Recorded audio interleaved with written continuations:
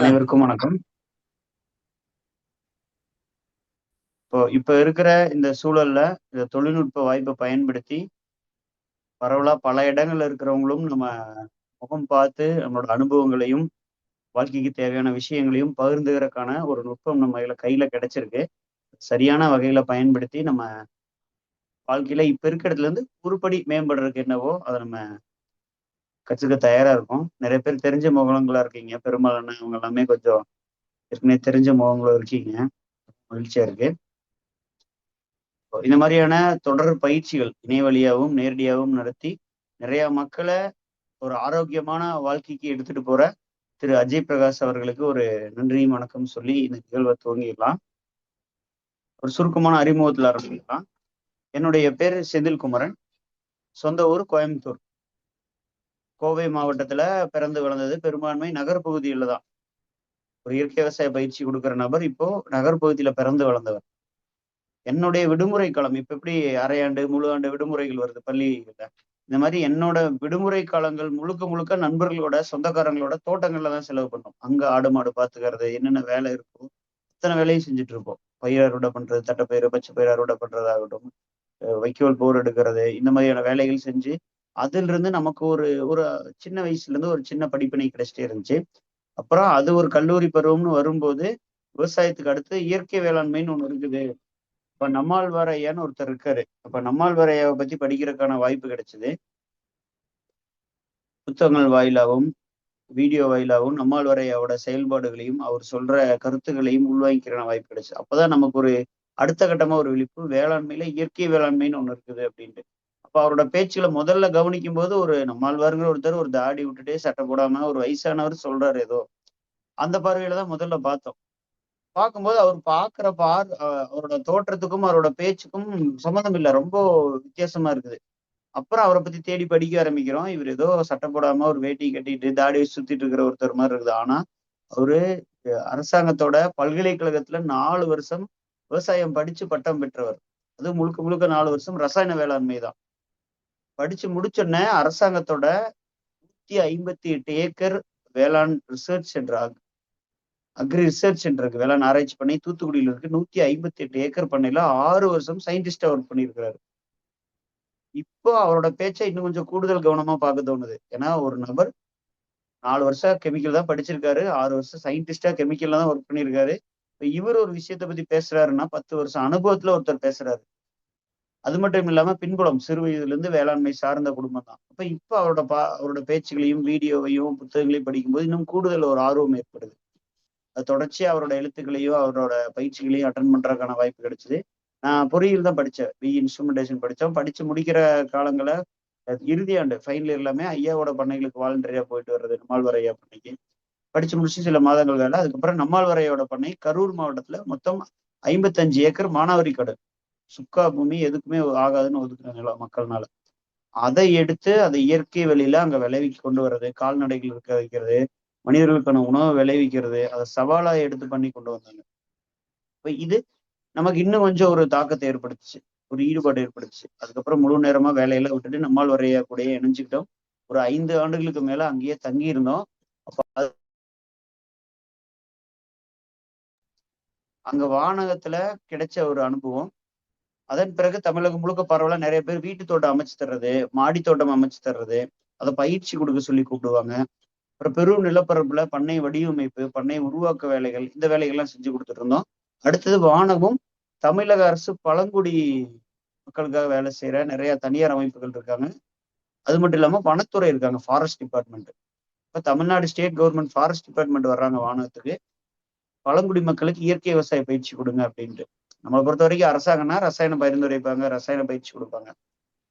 அரசாங்கம் ஏன் இயற்கை விவசாய பயிற்சி கொடுக்குறாங்கன்னு பார்க்கும்போது, நீங்க இந்த மேற்கு மாவட்டங்கள்ல இருக்கிறவங்களுக்கு தெரிஞ்சிருக்கும். கோயம்புத்தூர், உடுமலை, பொள்ளாச்சி இந்த பகுதியில் இருக்கிறவங்களுக்கு பரவலா அனுபவப்பட்ட ஒரு 3 டேம், திருமூர்த்தி, ஆழியார், அமராவதி, இந்த 3 டேம் இருக்கு.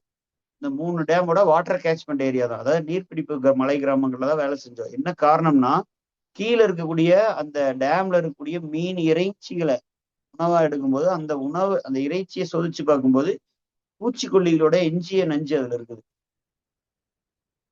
அந்த மீன் பாதிக்கப்பட்டிருக்கு. இப்ப இது வனத்துறை ஏன் கவனத்துல எடுத்துக்கிறாங்கன்னா, இந்த விஷயம் காடுகள்ல இருக்கிற பல அரிய வகையான உயிரினங்கள் பாதிக்கப்படுறதுக்கு முக்கியமான காரணமா இருக்கு. அப்ப நம்மளையும் பாதிக்காம இருக்குமா? வனத்துறை எடுத்துட்டு போனது அந்த காடுகள்ல அரிய வகை உயிர் பாதிக்கப்படுது அப்படின்னு பழங்குடி மக்கள்கிட்ட போய் ரசாயன விவசாயம் பண்ணாதீங்கன்னு போது அது பிரச்சனையா மாறுது. நம்ம சினிமா எல்லாம் பார்த்திருப்போம். மக்கள் உரிமைக்காக அரசாங்கத்தை எதிர்த்து போரிடுறது அந்த மாதிரி வித்தியாசமான மாறுது. அப்ப கெமிக்கல் பண்ண வேண்டாம்னு சொன்னாதான் பிரச்சனை. இயற்கை விவசாயம் பண்ணுங்கன்னா பிரச்சனை இல்லைல்ல. சரின்னு சொல்லி அப்ப அவங்களுக்கு இயற்கை விவசாய பயிற்சி கொடுக்குறதுக்காக வானகத்தை அணுகியிருந்தாங்க. வானகத்துல இருந்து என்ன அனுப்பிச்சிருந்தாங்க. கிட்டத்தட்ட ஒரு ஆண்டு திட்டம் 1.5 ஆண்டு அங்க ஒரு 7 மலை கிராமங்கள், ஒவ்வொரு கிராமமும் ஒவ்வொரு மாதிரி இருக்கும். அங்க தங்கி அவங்களுக்கு இயற்கை வேளாண்மை சார்ந்த உணவு முறை, அதுக்கப்புறம் இந்த இயற்கையில காய்கறிகள், பயிர்கள் விளைவிக்கிறது இந்த பயிற்சி கொடுத்தோம். அவங்ககிட்ட இருந்து நிறைய கத்துக்கிட்டோம். அவங்களுக்கு பகிர்ந்துகிட்டதை தாண்டி நிறைய விஷயங்களை கத்துக்கிட்டோம் அந்த 1.5 ஆண்டுகளை.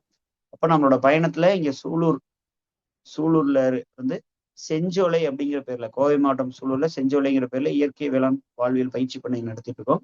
இப்ப இந்த பயிற்சிக்கு ஒரு 50 நாள் களப்பயிற்சிக்கு திரு அஜய் பிரகாஷ் வந்தார். அவர் மாணவரா இருக்கும்போது 50 நாள் பயிற்சி தோட்டத்திலே தங்கி நமக்கு ரொம்ப வியப்பா இருந்துச்சு. ஒரு நேச்சுரோபதி படிக்கிற ஒரு மருத்துவர் படிக்கிற ஒருத்தர் ஒரு இயற்கை விவசாய பண்ணையில 50 நாள் தங்கி ஆடு மாடு தோட்டம் காய்கறி விதைக்கிறது, அறுவடை பண்றது, கீரை விதைக்கிறது, அறுவடை பண்றது, சமைக்கிறது, இது எல்லாமே ஒரு அனுபவமா கத்துக்கிறதுக்காக தன்னை தயார் பண்ற இதுல இருக்கும்போது நமக்கு ஒரு பெரிய நம்பிக்கையா இருந்துச்சு. இந்த மாதிரி எல்லாம் வர்றாங்க போது அப்ப அதோட தொடர் பயணத்துல அஜய் பிரகாஷ் இப்போ அடுத்தடுத்த கட்டத்துக்கு நல்லா நிறைய பேர்த்தோட வாழ்க்கையை மேம்படுத்துற இடத்துல வளர்ந்து நிக்கிறாரு. அதன் அடிப்படையில தான் இந்த ஒரு இணையவழி பயிற்சி வச்சிருக்கோம். அப்ப இதுல ஒண்ணு வீட்டு தோட்டம் எப்படி அமைக்கிறது அப்படின்னு நம்ம பேசலாம். வீட்டு தோட்டம், மாடி தோட்டம் எப்படி அமைக்கிறது. 2வது நீங்க பெரும் நிலப்பரப்புல விவசாயம் பண்ணிட்டு இருக்கீங்க அப்படின்னா, அதை இயற்கையா எப்படி மாத்துறது அப்படின்னு தெரிஞ்சுக்கலாம். 3வது நீங்க ஒரு நுகர்வோரா இருக்கீங்க. ஆரோக்கியமான வாழ்க்கைக்கு இந்த இயற்கை உணவுகள் எந்த விதத்துல பங்கு செலுத்தும் அப்படிங்கிறத நம்ம தெரிஞ்சுக்கலாம். இப்ப இந்த விஷயங்கள்லாம் நம்ம விவாதிக்கலாம். இப்போ கிட்டத்தட்ட இது ஒரு 2.5 மணி நேரம் சொல்லியிருக்காரு. இந்த 2.5 மணி நேரத்தை நான் பேசிட்டு இருக்கும்போது இடையில நான் பேசிட்டு கேள்விகளுக்கான வாய்ப்பு கொடுக்குறேன். கேள்வி இருக்கிறவங்க ஹேண்ட் ரைஸ் பண்ணுங்க. அந்த ஹேண்ட் ரைஸ் பார்த்துட்டு நான் யார் பேரை சொல்லணும் அவங்க மட்டும் அன்மியூட் பண்ணிட்டு கேள்வி கேட்டுக்கோங்க. எல்லாரும் அன்மியூட் பண்ணிட்டு பேசணும்னா நமக்கு இந்த பயிற்சியை எளிமையா தொடர முடியாது. சரிங்க.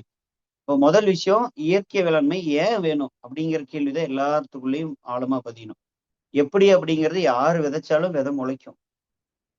யார் கம்போஸ்ட் போட்டாலும் சரி, குப்பை கொடுத்துட்டாலும் சரி, ஒரு பயிர் ரொம்ப எளிமையா வளர்ந்து விளைஞ்சிடும். நம்ம ஏன் இயற்கையில உணவு எடுத்துக்கணும், இயற்கையான காய்கறிகள், கீரைகளை சாப்பிடணும் அப்படிங்கிற ஒரு கேள்வி நமக்குள்ள அழுத்தமா உருவாக்கணும். அதுக்கான பதில் நமக்கு எடுத்துக்கணும். உதாரணத்துக்கு ஒரு செடி நல்லா விளையணும் அப்படின்னா அதுக்கு அடிப்படை தேவை அதுக்கான சூழல் தான். ஒரு பயிருக்கு தேவையானது வேர், மண்ணுக்கு உள்ள வேருக்கு தேவையானது ஈரப்பதம், காற்றோட்டம், ஊட்டச்சத்து. இந்த 3 விஷயம் இருந்தா போதும். வேர் கீழே ஒரு தாவரம் ஆரோக்கியமா இருக்கும். அடுத்து மேல காற்றோட்டம், சூரிய வெளிச்சம். இந்த 2 விஷயம் முக்கியமா இருக்கணும். இப்ப இந்த சூழலை அமைச்சு கொடுக்கும்போது இயல்பாவே ஒரு தாவரம் தன்னோட அதிகபட்ச உற்பத்தியை கொடுத்துருது. இப்ப மனிதர்களுக்கு எப்படி மனிதர்கள் ஆரோக்கியமா இருக்கணும்னா வாதம், பித்தம், கபம் இந்த 3 சீரா இருக்கணும்னு சொல்றாங்கல்ல. இப்ப அது மனிதர்கள் ஆரோக்கியமா இருக்கிறதுக்கு இந்த 3மே சீரா இருந்துட்டே இருக்கணும். அதே போல தாவரங்களுக்கு மிகினும் குறையினும் நோய் செய்யும் வழிமுதலாய் எண்ணிய 3. அந்த மனிதர்களுக்கு எப்படி இருக்கிறதோ அந்த 3 விஷயம் அதே போல தாவர வேர்களுக்கு ஈரப்பதம், காற்றோட்டம், ஊட்டச்சத்து இந்த 3 கொடுத்துடணும். மேல இலை பரப்புக்கு காற்றோட்டத்தையும் சூரிய வெளிச்சத்தையும் கொடுத்துட்டோம்னா ஒரு தாவரத்தோட வேலை தன்னை போல அதிக விதைகளை உற்பத்தி பண்றதா அதோட இயல்பு, அதோட இயற்கையே. அப்ப இயற்கை வேளாண்மை, வீட்டு தோட்டம், ஒரு செடியில பத்தி புரிஞ்சுக்கிறதுல அதுக்கு முன்னாடி இயற்கையில் இருக்கக்கூடிய கூறுகள் நிறைய புரிஞ்சுக்கணும். இப்ப எது இயற்கை அப்படின்னா யாருக்கும் ஒவ்வொருத்தரும் ஒவ்வொரு வரையறுப்பாங்க. ஒரு காடு இயற்கைன்னு ஒருத்தர் சொல்லுவாரு. இந்த பஞ்சபூதங்கள் இயற்கைன்னு ஒருத்தர் சொல்லுவாரு. அப்ப இயற்கைக்கு ஒவ்வொருத்தரும் அவங்களோட டெபினிஷன் கொடுத்துட்டே இருக்கிறாங்க. இப்ப நம்மளும் இயற்கை தான். மனிதன் மட்டும் எங்கேயோ இருந்த மனிதர்களும் இயற்கை தான். அப்போ ஒவ்வொருத்தரோட டெபினிஷன் வேறையா இருக்கு. அப்ப நம்ம இங்க செடிகள், தாவரங்களை பத்தி படிக்கும்போது, அதை பத்தி புரிஞ்சுக்கும் போது, இயற்கையில தாவரங்களை பத்தி புரிஞ்சுக்கிட்டு அப்புறம் வேளாண்மை, வீட்டு தோட்டம்னு வந்தோம்னா கொஞ்சம் எளிமையா இருக்கும். எடுத்தோன்னே டெக்னிக்ஸ் மட்டுமே புடிச்சுக்கிட்டவங்களுக்கு கடைசி வரைக்கும் கையை பிடிச்சு நடக்கிறதுக்கு ஒரு மாஸ்டர் தேவைப்படுவாரு. ஆனா அடிப்படை சயின்ஸையும் ஒரு தாவரங்கள் இந்த சூழலுக்கு பின்னாடி இருக்கிற அடிப்படை தத்துவங்களையும் புரிஞ்சுக்கிட்டோம்னா நம்ம ஃபீல்ட்ல நம்ம மாஸ்டர் ஆக முடியும். உங்க மண்ணு தான் உங்களுக்கு மாஸ்டர். நீங்க விதைக்கிற விதையும் செடியும் தான் உங்களுக்கான மாஸ்டர். அதை ஒண்ணு சொல்லி கொடுத்துட்டே இருக்கும். அதை கவனிச்சு கத்துக்கிற அந்த பண்பு நமக்கு வந்துட்டா நம்ம உருவாக்குற ஆளா மாதிரி அந்த இடத்துல. அதுக்குதான் அடிப்படை தத்துவங்களும் அறிவியலும் தேவைப்படுது. இப்ப இயற்கையில ஒரு அடிப்படையான விதி தாவரங்களை பத்தி படிக்கும்போது முதல் நான் என்னோட அனுபவத்துல புரிஞ்சுக்கிட்டு பயிற்சியில சொல்லி தர்றதுன்னா, அப்போ ஒரு வெண்டைக்காயில இருந்து நிறைய வெண்டைக்காய் வரணும், ஒரு தக்காளில இருந்து நிறைய தக்காளி வரணும் அப்படிங்கிறது நம்மளை பொறுத்த வரைக்கும் உணவு. ஆனா ஒரு வெண்டைக்காய் செடியில காய் அது பூ எடுத்து காய் எடுத்து விதை வருது. அந்த வெண்டைக்காய் செடி இவர் நட்டிருக்காரு. இன்னைக்கு வந்து செந்தில் நட்டுட்டாரு, இன்னைக்கு அஜய் நட்டிருக்காரு, இன்னைக்கு பெருமாள் நட்டிருக்காரு, இன்னைக்கு செல்வியம்மா நட்டிருக்காங்க அப்படின்னு சொல்லிதான் அந்த வெண்டைக்காய் பூத்து வருதா விளைஞ்சு வருதா?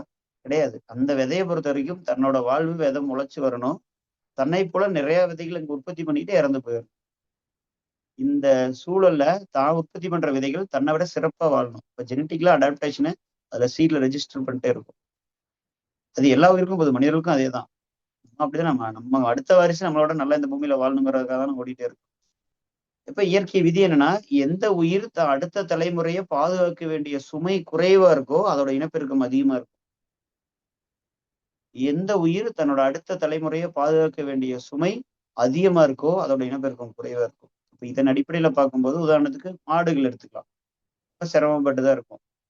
கங்காரோ மனிதர்களோ மாடோ அதெல்லாம் கொஞ்சம் கவனிப்பு கூடுதல் அப்படிங்கிறதுனால எண்ணிக்கை ரொம்ப குறைவா இருக்கும். அடுத்து ஆடுன்னு போயிட்டோம்னா மாடை விட ஆடு வந்து சீக்கிரம் உணவு எடுத்து பழகிடும். அதனால குட்டிகள் 1 2 3 அந்த மாதிரி இருக்கும். அப்படியே படிநிலை போயிட்டீங்கன்னா கோழி எடுத்துக்கோங்க.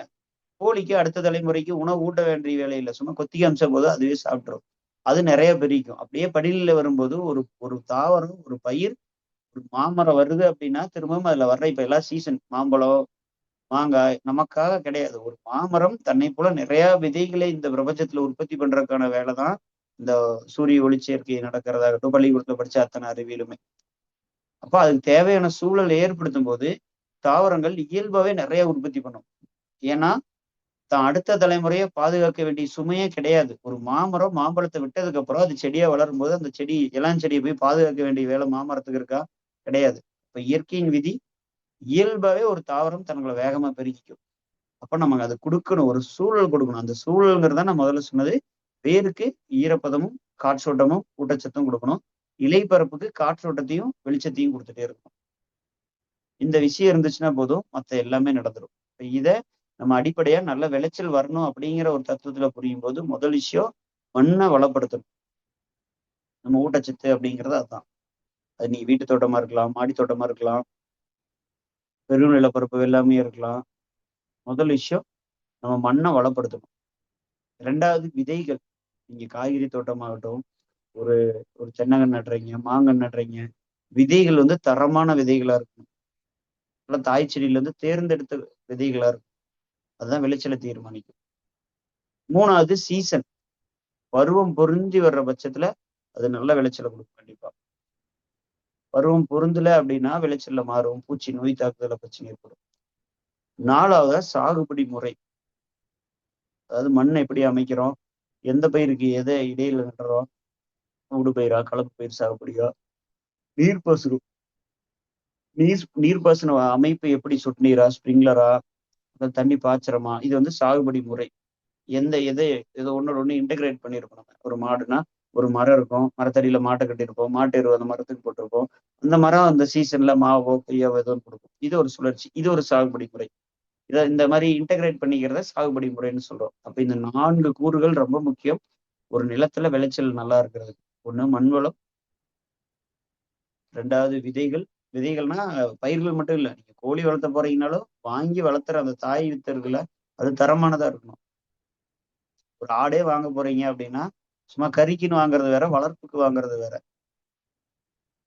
இதே கோழி வளர்க்க நீங்க தோட்டத்துல ஏதோ கோழி வாங்குறீங்கனாலும் அதே மாதிரிதான். கோழி வளர்க்கறதுக்கு வாங்கணும் அப்படின்னா, முட்டையிடணும், முட்டையை அடகாக்கணும், அடகாத்து பறிச்ச குஞ்சுகளை பாதுகாக்க தெரியணும். கழுகுகிட்ட இருந்தோ, பூனைகிட்ட இருந்தோ, பருந்துகிட்ட இருந்தோ. இந்த மாதிரி வித்து கோழி வாங்கிட்டு வந்தீங்கன்னா தான் நம்ம பண்ண பேருக்கும் லாபமா இருக்கும். இல்ல கறிக்கு மட்டும்னா ஏதோ ஒரு எடையை மட்டும் பார்த்து வாங்கிட்டு வரலாம். அப்ப இதுவுமே இதையுமே விதைன்னு தான் நம்ம குறிப்பிடுறோம். வெறும் காய்கறி கீரை விதைகளை மட்டும் கிடையாது. இப்ப நம்ம பண்ணையில என்ன மாதிரியான உயிர்கள் கொண்டு வரோமோ அதோட வித்து, அதோட மரபு, அந்த கூறுங்கிறது இங்க முக்கியமா இருக்கு. 2வது பருவம், சீசன், சாகுபடி முறை. இந்த 4 விஷயம் ரொம்ப அடிப்படை. இயற்கை வேளாண்மைய வெற்றிகரமா நம்ம பண்றதுக்கு. இப்ப கட்டாயம் இங்க நிறைய இயற்கை விவசாயிகள் நல்ல வெற்றிகரமான விளைச்சலை கொண்டு வந்திருக்காங்க. அதுக்கு காரணம் அவங்க இந்த அடிப்படைகளை புரிஞ்சுக்கிட்டவங்க. அப்ப நீங்க நம்மாழ்வாரையாவோட வீடியோ நிறைய பேர் பார்த்துருப்பீங்க கண்டிப்பா இங்க இருக்கிறவங்க. அவரோட பேச்சுகள் கேட்டிருப்பீங்க. நிறைய பேர் தம்ஸ் அப் பண்றீங்க அல்ல தலையாட்டுறீங்க, புரியுது. வீடியோல கூட தம்ஸ் அப் பண்ணிடலாம் உங்களுக்கு ரொம்ப எளிமையா. கரெக்டுங்க. அப்போ அவரோட வீடியோ வந்து நம்ம தமிழ்நாடு முழுக்க, தமிழ்நாட்டுக்கு வெளியிலும் இந்தியாவுக்கு வெளியிலயும் அவரை பத்தி பேசிட்டு இருக்காங்க. நம்ம ஊர்ல தமிழ்நாட்டுல சொல்றோம் இயற்கை வேளாண் விஞ்ஞானின்னு சொல்றோம். ஏதோ ஒரு வீடியோல தக்காளி செடி இப்படி இயற்கையா விளைவிக்கிறது அப்படின்னு ஏதாவது வீடியோ இருக்கா? மாமரத்துல எப்படி நல்ல விளைச்சலை கொண்டு வர்றது, டெக்னிக்ஸ் ஓரியன்டா ஒரு அதிகமான பயிற்சிகளே இருக்காது. திரும்பவும் உனக்குள்ள ஒரு அனுபவம் இருக்கு, உன்னால உனக்கு சொல்லிக் கொடுக்கும் அப்படின்னு சொல்லி அடிப்படை அறிவியலை சொல்லிக் கொடுத்து அவங்கவுங்கள உருவாக்க வச்சதான் நம்மாழ்வாரையோட வெற்றி. இங்க நாங்க இந்தியா முழுக்க பயணம் பண்றோம் இயற்கை வேளாண்மை சார்ந்த பயிற்சிகள்ல. தமிழ்நாட்டுல மட்டுமே தான் ஒரு பண்ணை மாதிரி இன்னொரு பண்ணை இருக்கவே இருக்காது. ஒவ்வொரு பண்ணையும் யூனிக்கா இருக்கும். ஒவ்வொரு பண்ணையிலையுமே உற்பத்தி முறைகளாகட்டும் எப்படி இன்டகிரேட் பண்ணியிருக்காங்க அத்தனையுமே அவ்வளவு வித்தியாசமா இருக்கும். இதே மற்ற இடங்களுக்கு போயிட்டீங்கன்னா எல்லாருமே ஒரு பேட்டர்ன் போட்டு கொடுப்பாங்க. இத்தனை அடிக்கு இந்த பயிர் நடுங்க, இதுக்கப்புறம் இப்படி பண்ணுங்கன்னு ஒரு பேட்டர்ன் போட்டு கொடுத்துருப்பாங்க. பாக்குற பண்ணை பெரும்பான்மை சிமிலரா இருக்கும், ஒரே மாதிரி இருக்கும். ஏன்னா இங்க நம்மாழ்வார் ஐயா அப்படிங்கிற மெத்தேட சொல்லி தரல, நீ போய் இதை பண்ணுன்னு யார்கிட்டயுமே சொல்ல. அடிப்படை அறிவியலையும் அடிப்படை தத்துவங்களையும் இயற்கையை சார்ந்து இருக்கிற கூறுகளையும் சொல்லி கொடுத்து உங்க நிலத்துக்கு ஏத்த மாதிரி, உங்க சந்தைக்கு ஏத்த மாதிரி, உங்க பகுதியில் இருக்கிற மக்களோட உணவு முறை, பழக்க வழக்கம், வாழ்க்கை முறைக்கு ஏத்த மாதிரி ஒரு வேளாண் முறையை கையில் எடுங்க அப்படிங்கிறத திரும்ப திரும்ப ஆழமா சொல்லிட்டு இருந்தவர் தான் நம்மாழ்வார் ஐயா. இப்போ அது மட்டும் இல்லாம மற்ற ஊர்கள்ல ஒரு கெமிக்கல் ஃப்ரீ ப்ரொடக்ஷன் மட்டும்தான் பேசினாங்க. இங்கதான் ஒரு இயற்கையா விளைவிச்ச விவசாயியோட நலன் என்ன, அதை வாங்கி சாப்பிடுற மக்கள் நுகர்வோரோட நலன் என்ன, இடையில தோட்டத்துல வேலை செய்யற விவசாய கூலிகளோட நலன், இந்த சுற்றுச்சூழல் நலன், மண்ணுல வாழ்ற உயிர்கள், இந்த மற்ற உயிர்கள், எக்கலாஜிக்கல் ஃபார்மிங்கா அத்தனையும் பேசின ஒரு நபரா இங்க நம்மாழ்வார் இருக்காரு. அதனாலதான் நம்ம பகுதியில இயற்கை வேளாண்மை, இயற்கை சார்ந்த வாழ்வியல் முறைங்கிறது மற்ற மாநிலங்களோட கொஞ்சம் முன்னாடி போயிட்டு இருக்கிறதுக்கான காரணம் நம்மாழ்வாரையா அப்படிங்கிறத எடுத்துக்கொண்டு வந்ததா. அப்ப நம்ம ஏன் இயற்கை விவசாயம், இயற்கை உணவு வேணுங்கிற கேள்விதான் திரும்ப திரும்ப எடுத்துக்கணும். இந்த 4 பாயிண்ட் நம்ம விரிவா பாக்குறதுக்கு முன்னாடி சுருக்கமான ஒரு விஷயம். இப்போ அக்ரிகல்ச்சருக்கு ஒரு டெபினிஷன் அப்படின்னு என்ன சொல்லுவீங்க எல்லாரும்? அக்ரிகல்ச்சர் கத்துக்க போறோம், வேளாண்மை. நீங்க மெசேஜ்ல கூட போடலாம். மெசேஜ்ல டைப் பண்ணிட்டீங்கன்னா வந்துடும் சேட்ல. இல்லாட்டி கை தூக்கிட்டு நீங்க ஒவ்வொருத்தரா சொல்லலாம். வேளாண்மை அல்லது அக்ரிகல்ச்சர் அதுக்கு என்ன டெபினிஷன் கொடுக்குறீங்க?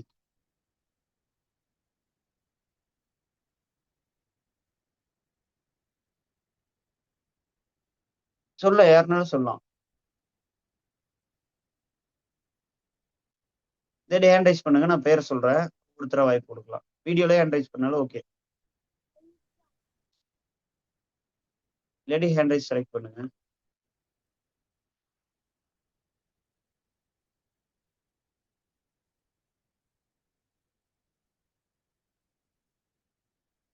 ஹவாபி அப்படின்னு இருக்கிறீங்க, ஹேண்ட் ரைஸ் பண்ணிருக்கீங்க.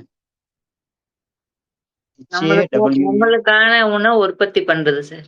நமக்கான உணவு உற்பத்தி பண்ணிக்கிறது அக்ரிகல்ச்சர் வேளாண்மைன்னு சொல்றீங்க. சிறப்புமா. வேற கருத்துக்கள் சொல்ல, அதாவது இங்க தோன்றத சொல்லிட்டீங்கன்னா அப்பதான் உள்ள போகும். இல்லாட்டி நம்ம வேற ஒண்ணு சுமந்துட்டே இருப்போம் உள்ளுக்குள்ள.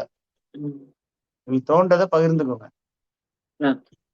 பாரதி ஹேண்ட் ரைஸ் பண்ணிருக்கீங்க, சொல்லுங்கம்மா. அந்த நமக்கு அவங்க சொன்னதுதான், நமக்கு தேவையான உணவை வந்து தயாரிக்கிறது.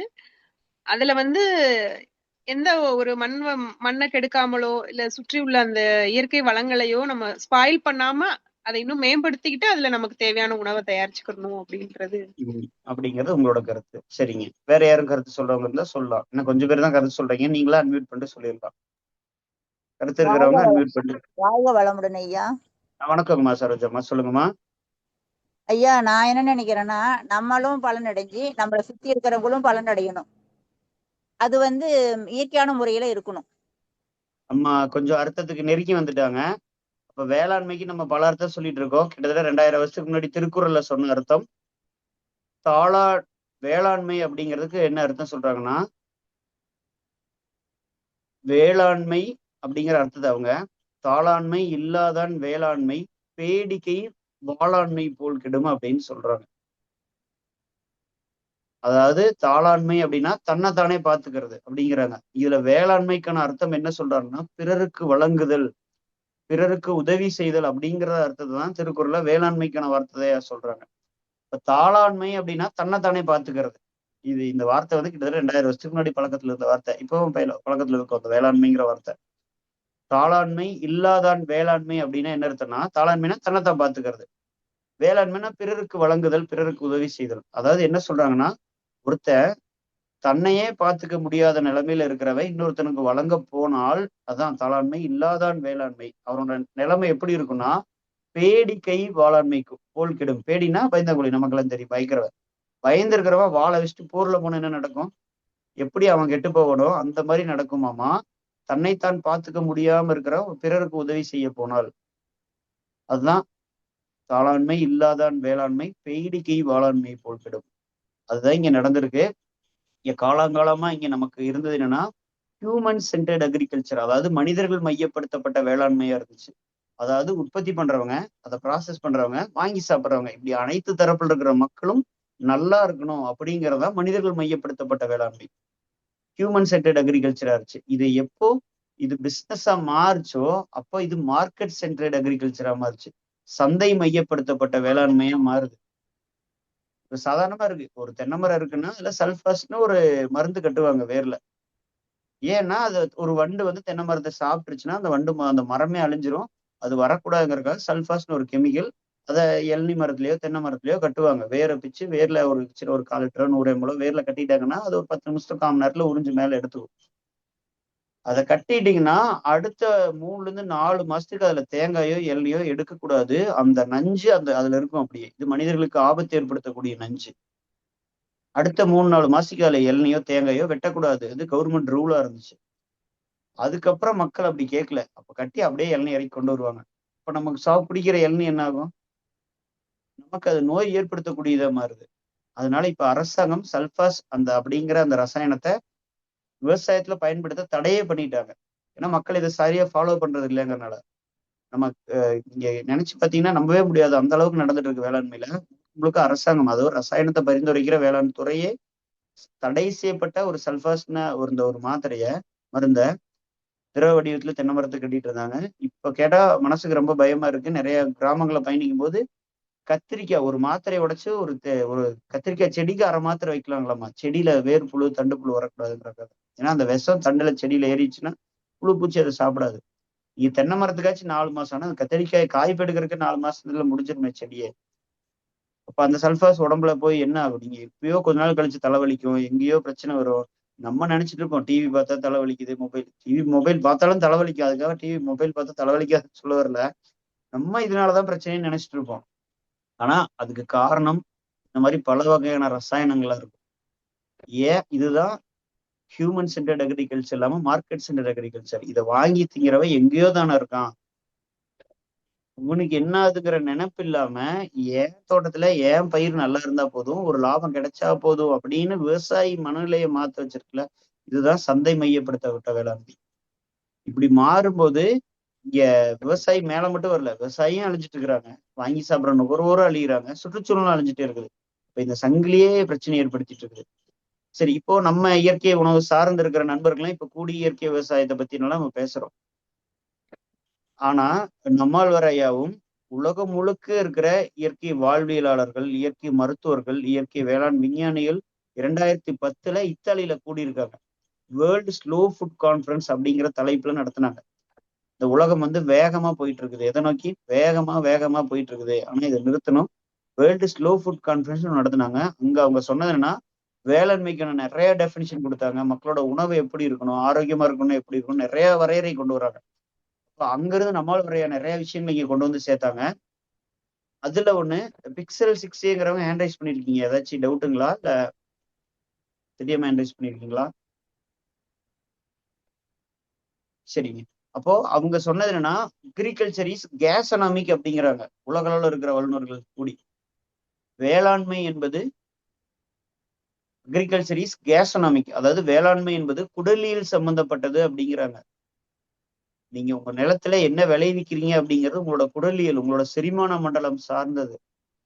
எங்கேயோ விளைவிச்ச ஏதோ ஒரு பொருள் இங்க வந்து குளிர் பிரதேசத்துல எங்கேயோ விளைவிச்சு இங்க கொண்டு வந்து நீங்க சாப்பிடும் போது அது உங்களோட குடலியலுக்கு பொருந்துமா அப்படிங்கிறது கேள்விக்குறி. இப்போ வேளாண்மைங்கிறது உள்ளூர் நுகர்வா இருக்கணும். நம்ம சட்டவெப்ப சார்ந்த இடத்துல விளைவிச்சதை சாப்பிடும்போது நம்ம இன்னும் ஆரோக்கியமா இருக்க முடியும். ரெண்டாவது, நமக்கு ஒவ்வொருத்தருக்கும் 30 வயசு, 40 வயசு, 50 வயசு, 20 வயசு என்ன வேணா இருக்கலாம். ஆனா நம்மளோட ஜெனட்டிக்கா அம்மா, அப்பா, தாத்தா, பாட்டி இவங்க காலகாலமா என்ன மாதிரியான உணவுகளை சாப்பிட்டு செரிச்சு நம்ம உடம்புல சத்தா ஆற்றலா மாறி இருக்கோ, அந்த உணவுகள் ரொம்ப எளிமையா நம்ம எடுத்து செரிச்சு சத்தா மாத்திக்க முடியும். அவங்களுக்கு நோய் எதிர்ப்பா இருந்த ஒரு விஷயங்கள் நமக்கு இயல்பாவே நோய் எதிர்ப்பு தன்மை கொடுக்கக்கூடியதா இருக்கும். அதனால ஜெனட்டிக்காவும் நம்மளோட உணவை பார்க்க வேண்டியது அவசியம். இப்போ அந்த வகையிலையும் நம்ம பார்க்கணும். ரெண்டாவது, நீங்க ஆர்கானிக் அப்படின்னு இப்ப இயற்கை விவசாயம், ஆர்கானிக் அல்லது காய்கறி தோட்டம்னு சொல்லிட்டா உடனே சில கேள்விகள் வரும். பேசுறான், பயிற்சிக்கு போறான், இவன் மட்டும் ஆர்கானிக் சாப்பிட்டு இன்னும் 200 வருஷமா வாழ்ந்துட போறான் அப்படின்னு சாதாரணமா பேசுறது நம்ம கேட்டிருப்போம் நிறைய பேர். ஆனா அந்த பேச்சுக்கெல்லாம் இப்ப காலாவதி ஆயிருச்சு. தெரியாம ஹாஸ்பிட்டலுக்குள்ள போயிடுறாங்க உடம்பு இல்லைன்ட்டு. இப்ப நண்பர் ஒருத்தர் வயிற்று வலின்னு ஒரு ஹாஸ்பிட்டல் போயிருக்காரு சென்னை. அதுக்கு அவ்வளோ ஸ்கேனு என்னென்னமோ பண்ணியிருக்காங்களாம். சாதாரண வயிற்று வலி 2 நாள் சாப்பிடாம இருந்து கொஞ்சம் ஜூஸ் குடிச்சிருக்காரு, சரியாயிடுச்சாம இப்போ. அப்போ அவ்வளோ செலவு பண்ணியிருக்காங்க. அப்ப அந்த மருத்துவமனை ஒன்றும் நம்ம அது ரொம்ப டீப்பா அதுக்குள்ள போக வேண்டியதில்லை. மருத்துவம்ங்கிறது திரும்ப இது மார்க்கெட் சென்டர்டா மாறிடுச்சு. மருத்துவமே மனிதர்கள் மையப்படுத்தப்பட்ட மருத்துவமா இல்லாம சந்தை மையப்படுத்தப்பட்ட மருத்துவமா மாறும்போது சிரமம். கோடானு கோடி போட்டு ஒரு ஹாஸ்பிட்டல் கட்டி எக்யூப்மெண்ட் வச்சிருக்கிறவன் ஒரு சளி காய்ச்சல் வந்தா போமா குளிர் ரசம் வச்சு சாப்பிடு, துளசி ரசம் வச்சு அப்படின்னு சொல்லி அனுப்ப மாட்டாங்க. இந்த யதார்த்தம் புரிஞ்சவங்க இயற்கை உணவு, இயற்கை வாழ்களை தேடி வந்துதான் தீர்ந்துட்டு இருக்கோம். அப்ப இதுல நம்ம சொன்ன விஷயம். அப்ப இந்த இயற்கை உணவுல வாழ்வியல மாற்றும் போது நம்ம என்ன இழந்துட்டோம்? நல்லா தானே இருக்கும். நிறைய பேருக்கு ஒரு கேள்வி வரும். எனக்கு 40 வயசு ஆச்சு, எனக்கு 20 வயசு ஆச்சு, நான் நல்லா தானே இருக்கேன், நல்லா தானே வேலை செஞ்சுருக்கேன், நல்லா தான் செரிக்குது, நல்லா யோசிக்க முடியுது, நல்லா வேலை செய்ய முடியுது, எனக்கு என்ன பிரச்சனை, கெமிக்கல் தானே சாப்பிட்டுருக்கேன். இந்த கேள்விகள் எல்லாத்துக்குள்ளேயும் வந்துட்டே இருக்கும். ஆனா நம்ம பிரிச்சு பார்த்தோம்னா தெரியும், இந்த ஆன்லைன் பயிற்சி இருக்கிற எல்லா ஆண்களும் பெண்களும் அவங்க வயசை யோசிச்சுக்கோங்க. சொல்ல வேண்டியது இல்லை, அவங்க வயசை யோசிச்சுக்கோங்க. நான் வயசு யோசிக்கிற ரொம்ப நேரம் ஆகாது. சரி, இதே வயசுல பெண்களா இருந்தா உங்க அம்மா, ஆண்களா இருந்தா உங்க அப்பா எவ்வளவு ஆரோக்கியமா இருந்தாங்கன்னு யோசிச்சு பாருங்க. ஒப்பிடவே முடியாது. இப்போ பயிற்சிக்கு வர்ற ஆண்கள் பெண்கள் அந்த ஒரு 35க்குள்ள இருக்கிற அத்தனை பேர்த்துக்கிட்டுமே கேட்கிறோம், உங்க அம்மா அவங்களோட நல்லா வேலை செஞ்சுட்டு இருக்காங்க இப்போ வரைக்கும். ஆண்கள்ல அவங்க அப்பா இப்பவும் அவங்க அப்பா அவங்களோட நல்லா உடல் உழைப்பு பண்ணிட்டு இருக்கிறாங்க. அப்ப நம்ம கண் எதிர ஒரு தலைமுறையில உடல் ரீதியா எவ்வளவு வலுவிழந்திருக்கும் அப்படின்னு நம்ம பிரிச்சு பார்க்க வேண்டியிருக்கு. பெண்களை யோசிச்சு பாருங்க. அல்லது நீங்க வயதானவர்கள் இருந்தீங்கன்னா உங்களோட பெண்கள் உங்க காலேஜ் படிக்கிற வயசுல இப்ப வேலைக்கு போற 25, 20 அந்த வயசுல இருக்கிற பெண்களை யோசிச்சு பாருங்க.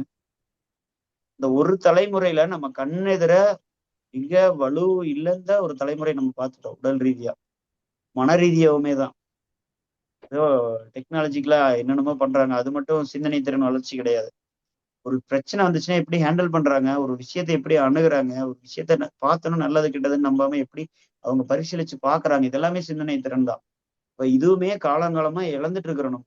ஒரு தலைமுறையில எடுத்து பார்த்தாலே சிந்தனை திறனும் சரி, உடல் வலுவும் இழந்திருக்கும். இதே உங்க வயசு வச்சிருந்தீங்க, அதே வயசுல அம்மாவை பார்த்தோம், இதே வயசுல பாட்டிக்கோ அல்லது தாத்தாக்கோ போயிருங்க, அவங்க அம்மா அப்பாவோட வலுவா இருந்திருக்காங்களா இல்லையா? இப்ப நம்ம கண்ணெதிர 3 தலைமுறையில எவ்வளவு இழந்திருக்கும். இப்ப நம்மளோட 3வது தலைமுறை என்ன யோசிச்சு பாருங்க. ஸ்கூலுக்கும் காலேஜுக்கும் வீல் சேர்ல தான் போகும். 3 தலைமுறை தள்ளி போகும்போது இங்க என்ன இருக்கும் மிச்சம்னு யோசிச்சு பார்க்க வேண்டியது இருக்கு. அப்ப திரும்பவும் நம்ம எல்லாருமே ஓடுறோம், ஆடுறோம், சம்பாதிக்கிறோம், கஷ்டப்பட்டு வேலை செய்யறோம். எதுக்காகன்னு கேட்டா, என் குழந்தைக்காக. என் குழந்தை கேட்டது வாங்கி கொடுக்கு, என் குழந்தைக்கு ட்ரெஸ் வாங்கி கொடுக்குறதுக்கு. அப்படிதான் நம்ம என் குழந்தை ஸ்கூல் ஃபீஸ்க்கு, என் குழந்தை மருத்துவ செலவுக்கு. நம்ம அம்மா அப்பா எதுக்கு ஓடுனாங்க? நமக்காக ஓடுனாங்க. நம்ம எதுக்காக ஓடுறோம்? அரும்பு குழந்தைக்காக. முழுக்க முழுக்க அடுத்த தலைமுறைக்காக எல்லாத்தையும் செலவு பண்ற பட்சத்துல ஆரோக்கியம் அப்படிங்கிறத கொடுக்கறது நம்மளோட அவசியம். அதனாலதான் சொல்றோம், வாழ்க்கை முறையும் உணவு முறையும் ரொம்ப அடிப்படையானது. ஏன்னா ஹாஸ்பிட்டலுக்கும் மருத்துவக்கும் செலவு பண்றது நம்ம பாக்குறோம், ரொம்ப கஷ்டமா இருக்கு. ஏன்னா நம்ம கிட்ட இயற்கை விவசாயம் பயிற்சிக்கு வரவங்க நிறைய பேர் மெடிக்கல் ஸ்டேஜ் போனதுக்கு அப்புறம் டாக்டர் சொன்னாங்க கெமிக்கல் இல்லாத உணவு சாப்பிடணும்னு சொல்லி வர்றவங்களா தான் இருக்காங்க. அந்த நெருப்பை சொல்லுவாங்க, நெருப்பை தொட்டு பார்த்துட்டு நெருப்பு தொடாதப்பா சுடு அப்படின்னு சொன்னா புரிஞ்சுட்டு ஓகே நெருப்பு தொடாம போறவங்க ஒரு வகை. இல்ல நான் தொட்டு பார்த்து தெரிஞ்சுக்க அப்படின்னு நெருப்பை தொட்டு சூடு வாங்கிட்டு அப்புறம் நெருப்பு தொடாம போற மாதிரி நம்ம இருக்க வேண்டியது இல்லை. அதனால அறிவு அற்றம் காக்கும் கருவின்னு சொல்லுவாங்க. அறிவு அற்றம் காக்கும் கருவினா, அற்றம்னா துன்பம், பிரச்சனை. நம்ம கிட்ட அறிவு இருந்தா மட்டும்தான் நமக்கு வர துன்பத்துல இருந்து நம்ம பாதுகாக்க முடியும். அதுக்குதான் இந்த இயற்கை சார்ந்த உணவுகளும் இயற்கை சார்ந்த விஷயங்களும் முக்கியம். நீங்க இந்த பயிற்சி கொடுக்குற மாதிரி இப்ப பள்ளி, கல்லூரிகள், விவசாயிகள், பலதரப்பட்ட மக்களுக்கும் பயிற்சி கொடுத்துட்டு இருக்கோம். அதுல கல்லூரி மாணவர்களுக்குலாம் நாங்க சின்ன சின்ன எழுத்து வேலை கொடுப்போம். நீங்களும் கூட ட்ரை பண்ணி பார்க்கலாம். என்னன்னா உலகம் முழுக்க வேளாண்மையில் தடை செய்யப்பட்ட பூச்சிக்கொல்லி நஞ்சுகள் என்னென்ன, என்ன காரணங்கள்னால அவங்க தடை செஞ்சிருக்காங்க, இந்தியால அது பயன்பாட்டுல இருக்கா இல்லையா, இதை மட்டும் அவங்களுக்கு ஹோம்ஒர்க்கா கொடுப்போம். அடுத்த நாள் அவ்வளோ கோவமா வருவாங்க கல்லூரி மாணவர்கள். என்னங்க அந்த நாட்டுல இந்த பிரச்சனைனால தடை பண்ணியிருக்காங்கறீங்க, கண் பார்வை குறைபாடு ஏற்படுத்துன்னு சொல்லி இந்த ரசாயனத்தை இந்த நாட்டுல தடை பண்ணியிருக்காங்க, இந்தியால தமிழ்நாட்டுல சாதாரணமா பயன்பாட்டுல இருக்குன்னு அவங்க அவ்வளவு கோவமா அந்த வயசுக்கு ஏத்த கோவத்தோட கேட்பாங்க. அப்பதான் அவங்களுக்கு சொல்லுவோம், இது வந்து பொலிட்டிக்கலா எக்கனாமிக்கலா நம்ம மீறி இருக்கிற ஒரு விஷயம். நம்மனால முடிஞ்சது நம்ம வீட்டுக்களவா ஆர்கானிக் சாப்பிட்டுக்கிறதா. எல்லாத்துட்டையும் அதான் சொல்றோம், ஒரு சுயநலத்தோட ஆரம்பிங்க உங்களோட இந்த இயற்கை வாழ்வியல், இயற்கை உணவு முறைய சுயநலத்தோட ஆரம்பிங்க. என்னடா மண்ணு தண்ணி இதெல்லாம் சொல்லிட்டு கடைசியில சுயநலம் அப்படிங்கன்னு யோசிக்க வேண்டாம்.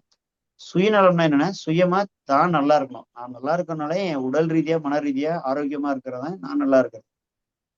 இப்ப அதுக்கு எனக்கு நல்ல உணவு, நல்ல தண்ணி, நல்ல காற்று, இந்த 3 விட 4வது முக்கியமான விஷயம், தினசரி சுத்தி சிரிச்சு பேசுறதுக்கு நல்ல மனிதர்கள். நீங்க ஆர்கானிக்கா சாப்பிட்டு பக்கத்து வீட்டுக்காரங்களோட சண்டை போட்டு இருந்தீங்கன்னா 2 மாத்திரை சேர்த்து எடுத்துக்க வேண்டியதுதான்.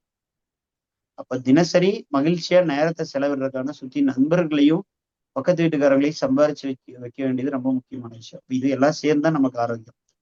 அப்ப இப்படி ஒரு வாழ்க்கை முறை நமக்கு வேணும். இப்ப நீங்க சுயநலமாவே இருங்க. உங்களுக்கு ஆர்கானிக் வேணும், உங்களுக்கு நல்ல தண்ணி வேணும், உங்களுக்கு நல்ல காத்து வேணும், இந்த 3 வேணும்னு யோசிங்க. இது விரிவடைஞ்சிருக்கு, இந்த நட்பு வட்டத்துக்கு குடும்பத்துக்குன்னு விரிவடைஞ்சிருக்கு கண்டிப்பா. அப்போ இப்ப இயற்கை விவசாயம் நம்ம பண்றோம் அப்படின்னு வரும்போது, நீங்க வாய்ப்பு இருக்கும்போது வேளாண்மையில தடை செய்யப்பட்ட பூச்சிகள் நஞ்சுகள் என்னென்ன, என்ன காரணத்தினால எந்த நாடுகள்ல தடை செய்யப்பட்டிருக்காங்க அப்படிங்கறத விசாரிங்க. அதை நெட்ல பார்த்து எழுதுங்க. உங்களுக்கு ஒரு பெரிய அதிர்ச்சியா இருக்கும் கண்டிப்பா. சரிங்க. இப்போ மண் வளத்துல ஆரம்பிக்கலாம்.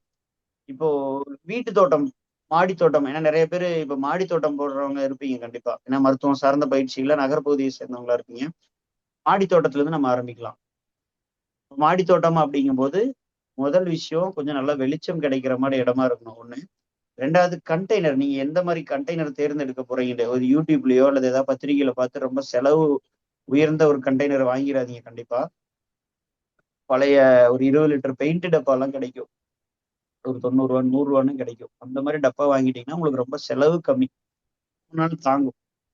எடுத்தோன்னா நீங்க யூடியூப்ல பார்த்து நீட்டா இருக்குது, அவர் இப்படி பண்ணியிருக்காருன்னு செலவு பண்ணிட்டீங்க. நிறைய பேர் அப்படி கிரீன் நெட் அதுன்னு போட்டு செலவு பண்ணி கடைசியில பட்ஜெட்டை பார்த்தா எப்படியும் மனுஷ மூளை வந்து பணமா கணக்கு போட்டுரும். கடைசியில பட்ஜெட்டை போட்டு பார்த்தா இதுக்கு நான் ஆர்கானிக் கடையிலேயே காய்கறி வாங்கியிருப்பேன், அதோட செலவு அதிகமா இழுத்து விட்டாங்களே அப்படின்னு யோசிச்சிருக்கோம். அப்படி இல்லாம இருக்கிறதுல இருந்து ஆரம்பிக்கணும். யூஸ் அவைலபிள் ரிசோர்ஸ், இந்த வார்த்தையை எழுதி வச்சுக்கோங்க. இந்த வரி ரொம்ப முக்கியமானது எல்லா இடத்துலயுமே. Use available resource. எப்பவுமே ஃபர்ஸ்ட் நம்ம கிட்ட என்ன இருக்கோ அதுல இருந்து ஆரம்பிக்கிறத செலுத்தணும். இல்லாத ஒண்ணு நினைச்சிட்டு காலத்தையும் உழைப்பையும் நேரத்தையும் வீண் பண்ணவே கூடாது. Use available resource. நம்ம கிட்ட ஃபர்ஸ்ட் பக்கத்துல என்ன இருக்கோ அதுல இருந்து ஒரு படி எடுத்து வச்சிடும். 1 ஸ்டெப் அட் அ டைம் தான். ஒரு நேரத்துல பக்கத்துல இருக்கிறதுல இருந்து ஒரு அடி எடுத்து வச்சிருங்க. அப்ப வீட்டுல பழைய பக்கெட் 4 பக்கெட் இருக்கா, அவ்வளவுதான். 4 பக்கெட் கலவா ஒரு 2 வீலர் எடுத்துட்டு போய் எங்காச்சும் செம்மண் நர்சரியில கிடைக்கும், கம்போஸ்ட் கிடைக்கும், வாங்கிட்டு வந்து அந்த 4 பக்கெட்டா வச்சு 4 செடியை வளர்த்துங்க. ஃபர்ஸ்ட் 4 செடிக்கு நமக்கு நேரம் இருக்கா இல்லையான்னு அப்பதான் தெரியும்.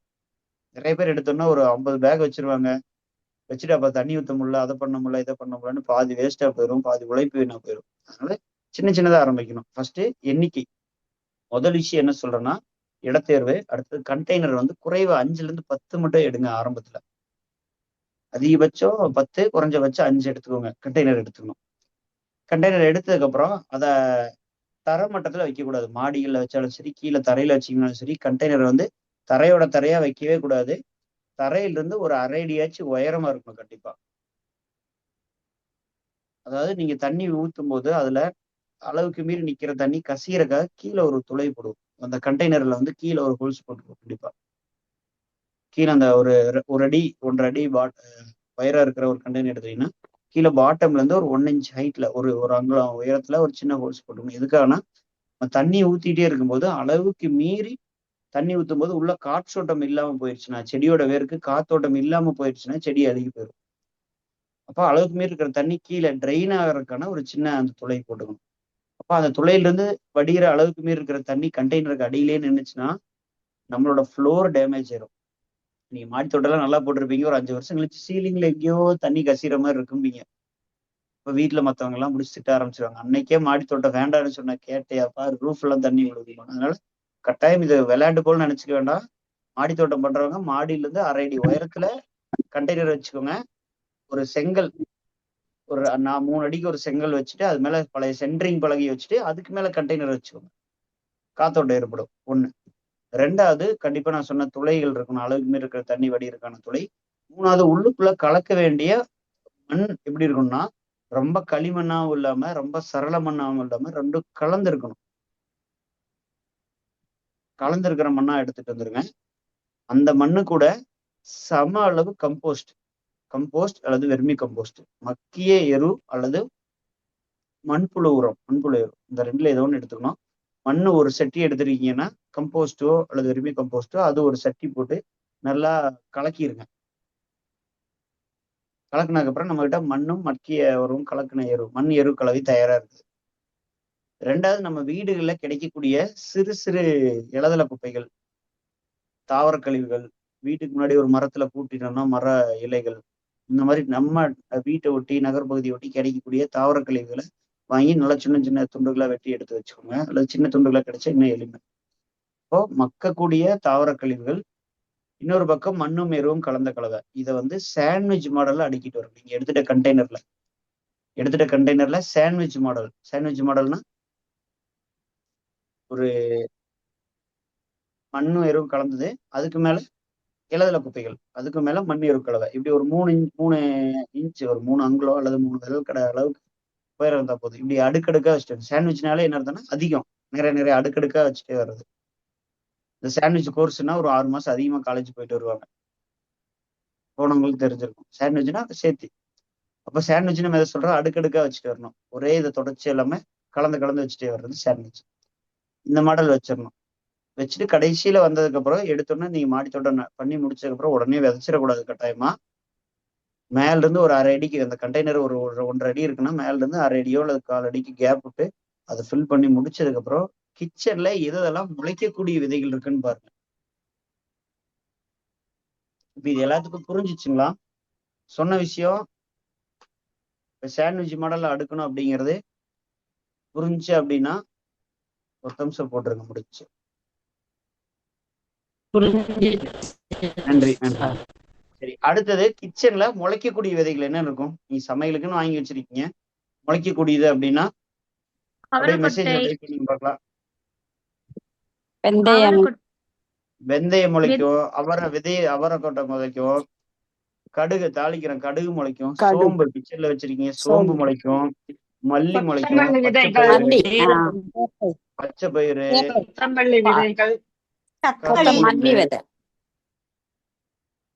இதெல்லாம் முளைக்கும். அவ்வளவு குறைஞ்சபட்சம் 10 விதைகள் இருக்கும். போதுங்கம்மா, புரிஞ்சுட்டீங்க? அவ்வளவுதான். உங்களுக்கு புரியுறதுக்காக தான் இந்த உரையாடல். போதுங்கம்மா. அப்போ குறைஞ்சபட்சம் ஒரு 10 விதைகள் வீட்டுல இருக்கும், எப்பவுமே முளைக்கக்கூடிய விதைகள். என்ன பண்றோம்னா இந்த நம்ம சொல்ற இந்த 10 விதைகளுமே தன்னை தானே வளர்த்துக்கக்கூடிய திறன் இருக்கக்கூடியது. இதெல்லாம் பெருநிலப்பரப்பு விவசாயத்துல வேற முறையில பண்ணுவோம். அது விவசாயம் பண்றவங்க தனியா ஒரு கேள்வியா கேட்டலாம். இது வந்து வீட்டு தோட்டத்துக்கும் போது இதை மட்டும் பேசிக்கலாம். இப்ப இந்த விதைகள்லாம் கலந்து விதைச்சிடணும். தயார் பண்ண கண்டெய்னர்ல கலந்து விதைச்சு ஒரு 30 நாள் பாருங்க, என்ன பயிர் எப்படி வருதா இல்லையா அப்படின்னு பார்த்துட்டீங்கன்னா தான் தெரியும். ஏன்னா எந்த ஒரு மண்ணுல கடுகோ அல்லது உளுந்தோ அல்லது கொள்ளோ சோம்போ வெந்தயமோ இதுவே முளைக்க முடியாத மண்ணுல நீங்க கொண்டே தக்காளி நட்டீங்கன்னா விளைச்சல் எதிர்பார்க்கவே முடியாது. நீங்க கொண்டே கத்திரி நாத்தை நட்டீங்கன்னா விளைச்சல் எதிர்பார்க்க முடியாது. ஏன்னா இந்த கிச்சன்ல இருக்கக்கூடிய முளைக்க பயிர் எல்லாமே தன்னைத்தானே தாக்கு பிடிச்சு வளர்த்தக்கூடிய பயிர்கள். இது வளர்ந்துச்சுன்னா அந்த மண்ணில் ஒரு சூழலை உருவாக்கிடும். இதை வந்து பயனீர் பிளான்ஸ் அப்படின்னு சொல்லுவோம், முன்னோடி தாவரங்கள். திரும்ப வேளாண்மை நிலத்துல பண்ணும்போது நிறைய பயிர்கள் இருக்கும், அது பெரிய சப்ஜெக்டா இருக்கும். நான் உங்களுக்கு ஏற்ற மாதிரி சுருக்கி கொடுக்குறேன். இது வந்து முன்னோடி தாவரங்கள், பயனீர் பிளான்ஸ் அப்படின்னு சொல்லுவோம். அந்த முன்னோடி தாவரங்களை நம்ம தயார் பண்ண கண்டெய்னர்ல கொஞ்சமா விதைச்சிட்டோம்னா ஒரு 30 நாள் இதெல்லாம் கொஞ்சம் முளைச்சு வரும்போது மண்ணுக்குள்ள ஒரு உயிர் சூழல் உருவாயிரும். அந்த பயிருக்கும் மண்ணுக்கும் இடையில ஒரு கனெக்ஷன் உருவாயிரும். அப்புறம் பிடிங்கி அப்படியே அந்த மண்ணிலேயே போட்டுட்டு எங்க நீங்க கத்திரி நாத்தை நட போறீங்களோ அங்க மட்டும் கொஞ்சம் விலைக்கு விட்டு கத்திரி நாத்தை நட்டுருங்க. அல்லது எங்க வெண்டை விதையை விதைக்க போறீங்களோ அங்க மட்டும் கொஞ்சம் விலைக்கு விட்டு வெண்டை விதையை விதைச்சிருங்க. இப்படி பண்ணிட்டீங்கன்னா நமக்கு வந்து அந்த நடப்போற வெண்டை அல்லது கத்திரி ஒரு செடியோட வேர் அந்த மண்ணில் வளர்றதுக்கு ஏற்ற ஒரு சூழலை அந்த முன்னாடி நட்ட பயிர் உருவாக்கி வச்சிரும். இதுதான் முன்னோடி தாவரங்கள், பைனரி பிளான்ஸ். அதாவது ஒரு குறைந்தபட்ச மனித கவனிப்பு, குறைவான தண்ணி, குறைவான பூச்சி மேலாண்மை, இருக்கக்கூடிய வறட்சி, இது எல்லாத்தையும் தாங்கி வளரக்கூடிய பயிர்கள் தான் நம்ம கிச்சன்ல இருக்கக்கூடிய பயிர் எல்லாமே. கிச்சன்ல இருக்கக்கூடிய முளைக்கிற பயிர் இது எல்லாமே அந்த மாதிரி தன்மை இருக்கக்கூடியதுதான். அப்போ அது வளர்ந்துருச்சுன்னா அந்த இடத்துல அடுத்தடுத்த பயிர்கள் ரொம்ப எளிமையா வந்துடும். இப்ப இது வரைக்கும் பண்ணிக்கணும். இப்ப இந்த இடத்துல மண்ணை பத்தி மட்டும் சுருக்கமா பேசிடலாம். உங்களுக்கு ஏதாவது கேள்விகள் இருந்தா கேட்டுருங்க. இந்த இடத்துல இது வரைக்கும் பேசினதுல கேள்விக்கான வாய்ப்பு கொடுக்குறேன், நான் நிறுத்துறேன். உங்களுக்கு ஏதாவது கேள்வி இருந்தா கேட்டுருங்க. இல்லாட்டி மண்ணுன்னா என்ன, மண்ணோட வளம்னா என்ன, நான் வளமான மண்ணு நல்ல மண்ணுன்னு சொன்னேன், அந்த மண்ணை எப்படி நம்ம புரிஞ்சுக்கிறது அப்படிங்கிறத பத்தி ஷார்ட்டா பேசலாம். அதுக்கு முன்னாடி இப்ப பேசின விஷயங்கள கேள்விகள் இருந்தா கேட்கலாங்க. ஐயா, இந்த பக்கெட்டை வந்து தரையில மாடியில வைக்கணும்னா ஒரு கல்லு மேல ஒரு 1/2 அடிக்கு மேல வைக்கணும் அப்படின்னு சொன்னீங்க. இதுவே நான் ஆமாங்க. தரையில தோட்டத்திலேயே வைக்கணும் அப்படின்னா மண் மேலேயே மண் தரையிலேயே வைக்கலாமா? அதாவது தோட்டம் ஒரு 1/4 கிரவுண்ட் இருந்ததுன்னா மண்ணு மேலேயே தோட்டத்துல அப்பவும் அது மேலதான் வைக்கணுமா? நீங்க காற்றோட்டம் ஆமா, நீங்க போகணுன்றதுக்காக. நிலம் இருந்துச்சுன்னா நிலத்திலேயே விதைச்சுக்கலாங்கம்மா. ஓகே ஓகே நிலம் இருந்துச்சுன்னா நிலத்திலேயே விதைச்சிடலாம். மத்தபடி மண்ணோ கீழே சிமெண்ட் தரை இருக்குது, அதுல கீழே தண்ணி கசிஞ்சா பிரச்சனை இல்லைன்னா ஹைட் ஏத்த வேண்டியது இல்ல, மேடை கட்ட வேண்டியது இல்ல. நன்றி. எதுக்குன்னா மாடிகள்ல பண்றவங்களுக்கு நிறைய பேர் கிட்டத்தட்ட 10-20 வருஷத்துக்கு மேல மாடி தோட்டம் பண்றவங்க நாங்க வீடுகள் போய் பார்த்திருக்கோம். மாடிகள்ல அந்த விளிம்புகளை தண்ணி கசிய ஆரம்பிச்சிருக்குது. அதனாலதான் இதை தவிர்த்துக்கிறதுக்கு இந்த ஐடியா. நன்றி நன்றி ஐயா. காரணம் அதாங்க, நம்ம எந்த ஒரு டெக்னிக் சொன்னாலுமே அதுக்கான காரணத்தை புரிஞ்சிட்டோம்னா எளிமையா இருக்கும். ஐயா வாழ்க வளமுடன் ஐயா.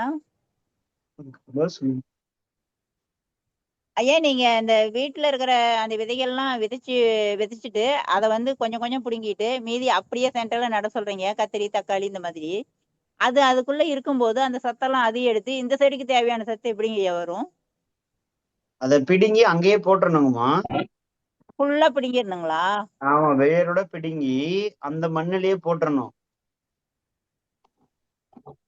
இந்த நீங்க நட்ட உளுந்து செடி எடுத்த சத்து எங்க போயிருக்குன்னு நினைக்கிறீங்க? அது செடியில தான் இருக்கும். அதனாலதான் அந்த செடி அப்படியே அங்கேயே போட்டுருங்கன்னு. அது மக்கும் போது அந்த மண்ணுல இல்ல அது சேர்ந்துரும். மாதிரி செய்வாங்க, இந்த அவரி இதெல்லாம் விதைச்சு விட்டு அதுதான், தோட்டத்துல அதேதாங்கம்மா. அதை அப்படியே தோட்டத்துல ஓட்டி விட்டு அவரையோ இந்த மாதிரி பண்ணுவோம். அதேதான் நீங்க பண்ணிட்டு இப்ப இருக்கீங்கல்ல. உங்களை மாதிரி விவசாயி அங்கங்க பண்ணிட்டு இருந்ததை காப்பி அடிச்சுட்டு வந்துதான் நாங்க இப்படி ஒரு டெக்னிக் உருவாக்கி வச்சிருக்கோம். காலங்காலமா மரபா இருந்த விஷயம்தான். கிராமங்கள்ல ஆமா சனப்பைனா சனப்பை மட்டும் விதைப்பாங்க, அவுரினா அவுரி மட்டும் விதைப்பாங்க, தக்கப்பொண்டு மட்டும் விதைச்சு நெல்லு வயலுக்கோ அல்லது இந்த மாதிரி எல்லாம் பண்ணுவோம்ல. இப்படி அங்கங்க பண்ணிட்டு இருந்த விவசாயிகள் இருந்து எடுத்துதான் பலதானிய பயிரிடுதல்னு ஒரு முறையா விவசாய நிலங்களுக்குன்னு எடுத்து வச்சிருக்கோம். இது எதையோ புதுசா உருவாகி வந்தது இல்லை, அங்கங்க இருக்கிற விவசாயிகள் மரபான விஷயங்கள் இருந்து உருவாக்கி கொண்டு வந்ததுதான். இப்ப நம்ம வீட்டு அப்புறம் தோட்டங்கனால ஐயா கிச்சன்ல இருக்கக்கூடிய அந்த சத்துகளுக்குள்ள போட்டி இருக்காதுங்கம்மா. ஒரு செடி தான் எடுத்துக்கிட்ட சத்தை தண்டலையோ இலையிலயோ வேர்லயோ தான் வச்சிருக்கோம். திரும்பி அந்த இல்ல மண்ணுக்கு கொடுக்கும் போது அந்த மண்ணுல சேர்ந்துரும். நீங்க சொன்னது எப்படி புரிஞ்சுக்க முடிஞ்சது தெரியுங்களா? அதை புடுங்கி ம், போட சொன்னீங்க, அப்புறம் அந்த ம். இடத்துல மட்டும் எடுத்துட்டு செடி நடுங்கன்னீங்களா? அதனால சரி அதை விட்டுட்டு நடணுமோ என்னவோன்னு கேட்டேன். இல்ல, பிடுங்கி போட்டுட்டு நீங்க ஒரு வெண்டை விதையை நட போறீங்கன்னா வெண்டை முளைச்சு வரணும்ல, அதுக்காக விலக்கி விடணும். ம். விலக்கி விட்டுட்டு அது முளைச்சு வந்த பிறகு பிடுங்கி போடணுங்களா? இல்லைங்கம்மா, இப்ப நீங்க கடுகு சோம்பு விதைச்சிருக்கீங்கன்னா எல்லா செடியுமே பிடுங்கிருங்க. ஆஹ் ஆஹ். எல்லா செடியும் அதை பிடுங்கி போட்ட செடியை விலக்கி விட்டுட்டு நடணும் இல்லைங்க? பிடுங்கி மேல போட்டுட்டீங்கன்னா அது உயிரிழந்த தாவரம், திரும்ப முளைக்க போறது இல்ல. அடுத்து நீங்க ஒரு வெண்டை விதை விதைக்க போறீங்கல்ல, அந்த விதை வந்து முட்டிட்டு முளைச்சு மேல வரணும்ல, அதுக்கு ஒரு சூரிய வெளிச்சம் ஒரு இடைவெளி வேணும்ல. அந்த இடத்துல மட்டும் ஒரு 2-3 இன்ச்சுக்கு அந்த இளதலைகள் அந்த தாவரங்களை சரி, விலக்கி விட்டுருங்க. பிடுங்கி போட்ட செடியை விலக்க சொல்றீங்க. உயிரிழந்த தாவரங்களை விலக்கி விட்டுட்டு விதைகளை நடவு பண்ணிருங்க புரியுதுங்க புரியுது. அப்படின்னு சொல்லுங்க. இல்ல எனக்கு புரியுது, ஆனா ஓகே, கேக்குறவங்களுக்கு நீங்க சொன்னது நான் நினைச்ச மாதிரிதான் புரியுது. அப்படிதான் இல்ல புரியும். உங்களோட கேள்வி கேட்டிருக்குமா? இல்ல அவங்கவுங்க கேள்வி கேட்டுக்கலாம். எப்பவுமே ஒருத்தர் மாதிரி இன்னொருத்தர் இருக்கவே மாட்டாங்க. உங்க கேள்வி கேட்டிருக்கோம். ஐயா, இப்ப 4 தொட்டி வைக்கிறோம்னா 4 தொட்டிக்கும் அந்த மாதிரி விதைச்சு விட்டு பண்ணிட்டீங்கன்னா நல்லதுங்கம்மா. அப்படி பண்ணிட்டீங்கன்னா நல்லது. Okay okay. சாண்ட்விச் பத்தி சொல்லுங்க ஐயா. ஐயா ஐயா வணக்கங்க ஐயா, வாழ்க வளமுடன். ஒவ்வொருத்தராங்கய்யா. பாஸ்கரன் ஐயா ஒரு கேள்வி கேட்டிருந்தாரு. ஐயா, சாண்ட்விச் மெத்தட் வந்து நேரடியா தரையில பண்றதா இருந்தா பள்ளம் மாதிரி தரையில வெட்டிட்டு அந்த பண்றதுன்னா தனிங்க, தரையில பண்றதுன்னா தனி, அது தனியா பேசிக்கலாங்கய்யா. அது இன்னும் சரிங்க. சொல்லவே இல்லை, அது இன்னும் சொல்லவே இல்லை. இது வந்து மாடியில பண்றது. நன்றி. சரிங்க, இப்ப நம்ம ஐயா அடுத்தது போயிடலாம். மண்ணு என்னென்ன மண்ணியா சொன்னீங்க? களிமண்ணு, மண்ணை பத்தி இனிமேல் தான் பேச ஆரம்பிக்கணும். அடுத்த டாபிக் நீங்க ஆரம்பிச்சு வச்சிட்டீங்க. ஐயா இந்த அடுத்த சாண்ட்விச் டாபிக் தான் உங்க மட்டும் கேள்வி. ஐயா, உங்க கேள்வி தான் அடுத்த டாபிக் கேக்குமா? அடுத்த டாபிக்ல போயிடலாம். இந்த சரி, சாண்ட்விச் இப்ப மட்டும் கொஞ்சம் சொல்லுங்க ஐயா. மண்ணை பத்தி நம்ம சுருக்கமா நம்ம பேசிடலாம். அப்ப மண் அப்படின்னா நீங்க ஒரு வீட்டு தோட்டம் பண்றதுக்கோ, வீட்டுக்கு தேவையான காய்கறி விளைவிக்கிறதுக்கு, இயற்கை விவசாயம் பண்றதுக்கு ஒரு சாயில் சயின்டிஸ்ட் அளவுக்கு படிக்க வேண்டியது இல்லை. அடிப்படை மண்ணை பத்தி புரிஞ்சுட்டா போதும். சரிங்களா? அப்ப மண்ணுல இருந்து செடிக்கு என்னென்ன வேணுங்கிறத முன்னாடி சொல்லிட்டோம். அங்க இருந்து காரணத்துல இருந்து வரணும். எப்பவுமே மண்ணில் இருந்து அதுக்கு தேவையானது காற்றோட்டம், ஈரப்பதம், ஊட்டச்சத்துன்னு சொல்லிட்டோம். ஊட்டச்சத்து நம்ம கொடுக்கறது, கம்போஸ்டோ அல்லது தாவர கழிவோ விலங்கு கழிவுகளோ நம்ம கொடுக்கறது. ஆனா காத்தோட்டம் ஈரப்பதையும் ஒரு செடியோட வேர் கொடுக்கக்கூடிய தன்மை மண்ணுல இருக்கு. இது எப்படின்னா மண்ணுல நம்ம 2 வகையை மட்டும் பிரிச்சுக்க சொல்றோம். எழுதிக்கோங்க, பல வகைகள் இருக்கு, அதெல்லாம் குழப்பிக்க வேண்டாம். 2 வகை. ஒண்ணு களித்தன்மை இருக்கக்கூடிய மண், இன்னொன்னு சரளை தன்மை இருக்கக்கூடிய மண். சரளை தன்மைனா மணல் போன்ற குருணையா இருக்கிறது.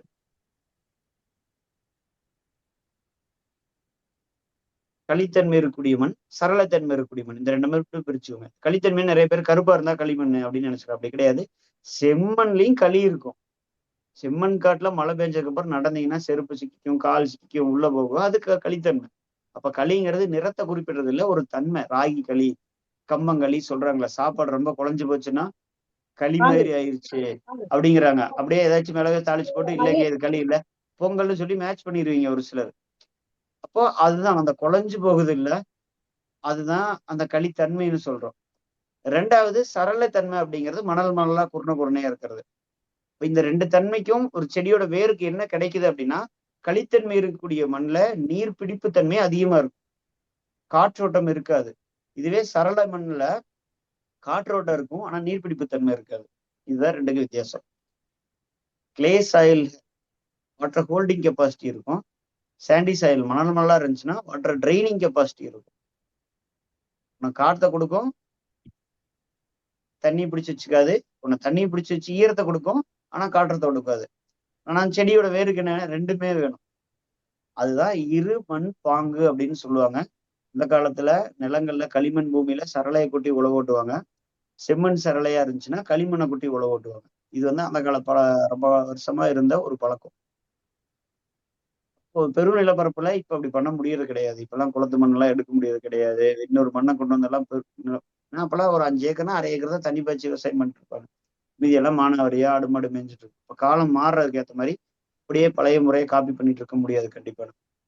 இப்ப இப்போ எத்தனை டன் அளவுக்கு மண் நிலத்துல மாட்டு எருவு மக்குன கம்போஸ்ட கொடுத்துட்டோம்னா, மண்ணை கூட ஒரு களிமண்ணை கூட கம்போஸ்ட் கலந்தா சரி, அதே சமயம் மணல் பாங்கா இருக்க கூட கம்போஸ்ட் கலந்தாலுமே இந்த கம்போஸ்ட் நீர்பிடிப்பு தன்மையும் கொடுக்குது, அளவுக்கு மீறி இருக்க தண்ணியை வடிச்சு விட்டுறது. இதுதான் கம்போஸ்டுக்கு இருக்கிற சிறப்பு. அதனாலதான் மக்குன எருவை நம்ம மண்ணுல கலந்துட சொல்லிடுறோம். இப்ப நீங்க நிலத்துல களிமண் தான் நீங்க வீட்டு தோட்டத்துக்கு மாடி தோட்டத்துக்கு பண்றீங்கன்னா கொஞ்சமா கண்டெய்னர்ல சின்னதா பண்றீங்கன்னா தப்பே கிடையாது. கொஞ்சம் நல்ல மண்ணா எடுத்துக்கோங்க. நல்ல மண்ணுன்னா சரளையும் களியும் கலந்து இருக்கிற மண். அது போக ஊட்டச்சத்துக்களை நம்ம கொடுத்துட முடியும். இல்ல ரொம்ப களியா இருக்குன்னா கொஞ்சம் மணல், வீடு கட்டுறதுக்கு அந்த மணல் இருக்கும்ல, அதை கொஞ்சம் கலந்துக்கோங்க. சரி, என்கிட்ட எதுவுமே இல்லை, இந்த மண்ணு மட்டும்தான் இருக்குன்னா கடைசி வாய்ப்பு கொக்கோ பித்து, தென்னை நார் கழிவு. கேக்கு மாதிரி பெருசா கிடைக்கும், வாங்கி தண்ணி தெளிச்சு வச்சீங்கன்னா தூள் தூளா போயிடும். அப்ப இது 2 தன்மையும் இருக்கு. நிறைய இடங்கள் இதை பயன்படுத்துறதுக்கான முக்கியமான காரணம் என்னன்னா, இது நீர் பிடிப்பு தன்மை இருக்கும், அளவுக்கு மீறி இருக்கிற தண்ணியை வடிச்சு விட்டுரும். 2 தன்மை இருக்கிறனாலதான் கொக்கோபித் சிறப்பா நிறைய இடங்களை பரிந்துரைக்கிறாங்க. காரணம் அதுதான். மேம்போக்கா கொக்கோபித்தை பரிந்துரைக்கிறது கிடையாது யாரும். சரிங்க, அப்ப வெறும் களிமண் தான் இருக்குன்னா கொக்கோபித்தை கலந்துக்கோங்க. இல்ல வெறும் மணல் சாரியா உங்க தோட்டம் இருக்குன்னா கொக்கோபித்தை கலந்துக்கோங்க. இந்த 2யுமே அதை பேலன்ஸ் பண்ணி கொடுக்கும். இது வந்து வளமான மண்ணுக்கான ஒரு அமைப்பு, ஒரு கூறு. 2வது, நீங்க கிராமத்துல இருந்தவங்க அல்லது கிராமத்து பக்கத்துல இருந்தவங்களுக்கு தெரியும், ஒரு விவசாயி, ஒரு உழவர் இவ்வளோ கஷ்டப்பட்டு தக்காளி பயிர் பண்ணியிருப்பாரு, பூசணி, சொரை, என்னென்னமோ மல்லு கட்டி குட்டிக்கரணம் கஜகரணம் எல்லாம் போட்டு விவசாயம் பண்ணிருப்பாரு. அவ்வளோ மல்லு கட்டிட்டு இருப்பாரு. ஆனா நீங்க வீட்டுக்கு பின்னாடி ஒரு குப்பை மேட்ல தொழுவத்துக்கு பின்னாடி ஒரு தக்காளி முளைச்சிருக்க செடி ஒரு பூசணி முளைச்சிருக்கும், ஒரு பரங்கி முளைச்சிருக்கும், ஒரு சுரக்காய் முளைச்சிருக்கும். இந்த விவசாய நிலத்துல இருந்ததை விட இது ஆரோக்கியமா இருக்கும், நிறைய விளைச்சல் இருக்கும். இது யாரெல்லாம் கண் கூட பார்த்துருக்கீங்க? பார்த்திருக்கேன். பார்த்தவங்க சிறப்புமா, நிறைய பேர் பார்த்துருக்கோம். அப்போ நமக்கு இயல்பாவே அது நமக்கு ஒரு விஷயத்த இப்ப அந்த மாதிரி கவனிக்கிறோமா, முளைக்கிற ஒரு விஷயம் செடி வந்து அது 2 பங்கு பலன் கொடுக்குங்க ஐயா. ஆமா ஆமா அதுதான் சொல்ல வரேம்மா.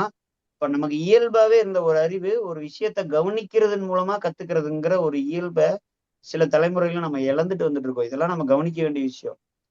உன்னை கவனிக்கிறதன் மூலமா ஒரு கற்றல் நடக்குது இல்ல, இது நம்ம கல்வி முறையிலயும் இல்ல, நம்மகிட்டயும் இல்ல. இது பெருசா இழந்துட்டு இருக்கிற ஒரு விஷயம். எல்லாமே ஒருத்தர் வந்து சொல்லி கொடுக்கணும். கீரை எல்லாமே புதினா ஒருத்தர் எல்லாம் நம்ம யூஸ் பண்ணிட்டு வைக்கிற அந்த குச்சியை வச்சாலே நம்ம ஆமா 2 ஆமாம்மா, மூணு அடுத்து அடுத்து வந்துருக்குமா, அடுத்து போயாச்சுமா, அப்படியே ஃபாலோ பண்ணுங்கம்மா, கரெக்டு தாங்கம்மா. அப்போ என்ன நான் சொல்ல வரேன்னா, ஒரு குப்பை மேட்ல அவ்வளவு விளைஞ்சிருக்குது. அப்ப நிலத்துல விளையில, நிலத்தை என்னவா மாத்தணும்? குப்பை மேடா மாத்தணும், அவ்வளவுதான். அப்ப நிறைய குப்பை கேக்குது. ஒரு செடி நிறைய தாவர கழிவுகளையும் விலங்கு கழிவுகளையும் கேக்குது. நிறைய பேர் குப்பை அதிகமா போச்சுன்னா செடி என்ன ஆயிரும்னு பயப்பட்டு கேள்வி கேட்பாங்க. அப்ப குப்பை மேட்லயே செடி விளைஞ்சிச்சு, இந்த கேள்வியே நமக்கு வந்திருக்கவே கூடாது இல்ல. இப்ப நிறைய போச்சுன்னா செடி வீணா போயிருந்தா குப்பை மேட்ல ஒரு செடி வந்திருக்கவே கூடாது, விளைஞ்சிருக்கவே கூடாது. இதெல்லாம் நம்ம கவனிக்கிறதன் மூலமா லாஜிக்கான பரிசீலனை பண்ணக்கூடிய தன்மை நம்ம இழந்துட்டு வந்ததுக்கான காரணம். நான் உட்பட நிறைய பேர் அப்ப கவனிக்கிறது மூலமா இப்ப நிலத்தை குப்பையா மாத்தணும். அதனாலதான் நம்ம மண்ணு கூட சம அளவு கம்போஸ்ட கலக்க சொன்னது. அது இப்ப நடுற செடிக்கு தேவையான ஊட்டச்சத்து. இந்த சாண்ட்விச்ல இடையில தாவர கழிவு கலக்க சொன்னது என்னன்னா, அடுத்து நடப்போற செடிக்கு இது குப்பையா மாறி இருக்கும். ஒரு வகையான அதிகபட்ச குப்பையை கொடுக்குறோம். தாவர கழிவுக்கு விலங்கு கழிவுக்கு என்ன வித்தியாசம்? அந்த தாவரத்தை மாடு தின்னு செரிச்சு வெளியில வந்துச்சுன்னா அது விலங்கு கழிவு, அவ்வளவுதான். ஒரு தாவரத்தை வெளியில போட்டீங்கன்னா மண்ணில் இருக்கக்கூடிய பூஞ்சானங்கள் பாக்டீரியாக்கள் மூலமா நடக்கிற அல்லது கரையான்கள் மண்புழுக்கள் மூலமா நடக்கிற அந்த செரிமானம் மாடு வயிற்றுல நடந்து அப்புறம் பாக்டீரியா மூலமா நடக்கும். இந்த ரெண்டுக்கு இருக்கிற வித்தியாசம் இவ்வளவுதான்.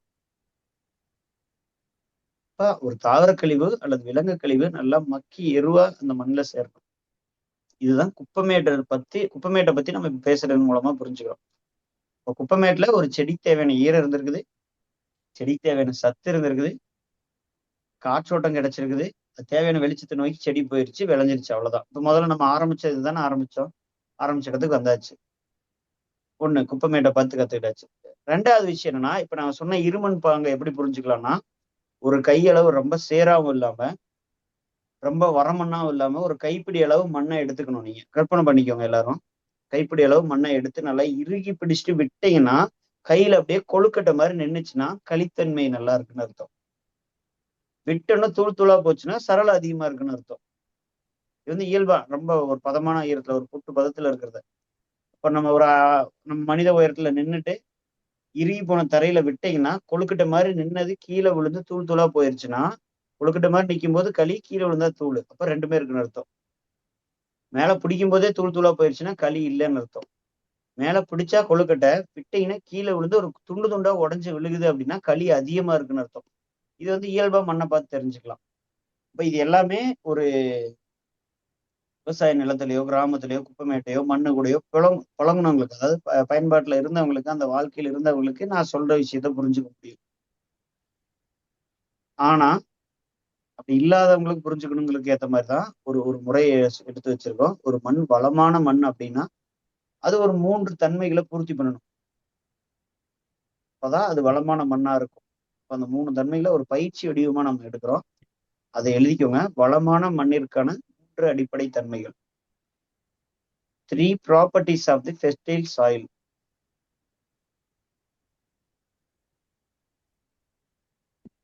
தமிழ் இங்கிலீஷ் ரெண்டுலயுமே சொல்லி, ஏன்னா நிறைய பேர் பயிற்சிக்கெல்லாம் வர்றாங்க, 1 மாசம் பயிற்சி நண்பர்கள்லாம். தமிழ்ல எழுத தெரியல அவங்களுக்கு, பாவம். அவங்கள 2 மொழியிலையும் நம்ம சொல்லி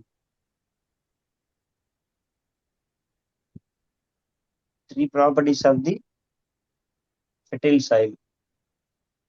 வளமான மண்ணிற்கான 3 தன்மைகள். முதல் விஷயம் பௌதிகத்தன்மை, physical property of the soil. ரெண்டாவது உயிர்த்தன்மை, biological property of the soil. ஒன்னொன்னா திருப்பி நான் பின்னாடி விரிவா சொல்றேன், எழுதிக்கோங்க.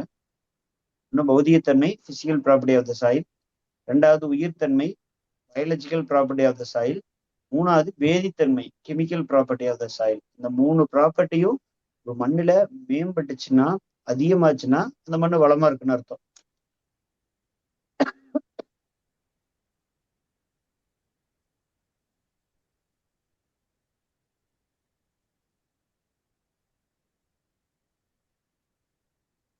முதல்ல பிசிக்கல் ப்ராப்பர்ட்டி அப்படிங்கிறத சொல்லிக்கலாம். யாரெல்லாம் சோர்வா இருக்கீங்க?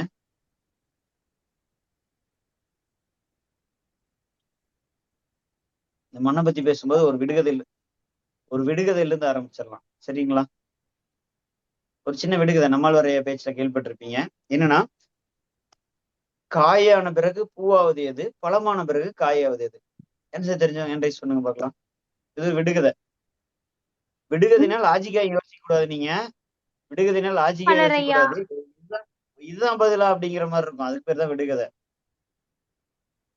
ஹேண்ட் ரைஸ் பண்ணிக்கோங்க. காயான பிறகு பூவாவது எது, பழமானதுக்கு அப்புறம் காயாவணும் மாறும். அப்படியே ரிவர்ஸ் கீர் போட்ட மாதிரி. தெரிஞ்சவங்க சேட்ல பதில் போடுங்க பார்க்கலாம். ஐயா கொன்றை மலர். இல்லை இல்லை இல்லை. அது வந்து கனிப்பூன்னு சொல்லுவாங்க ஐயா.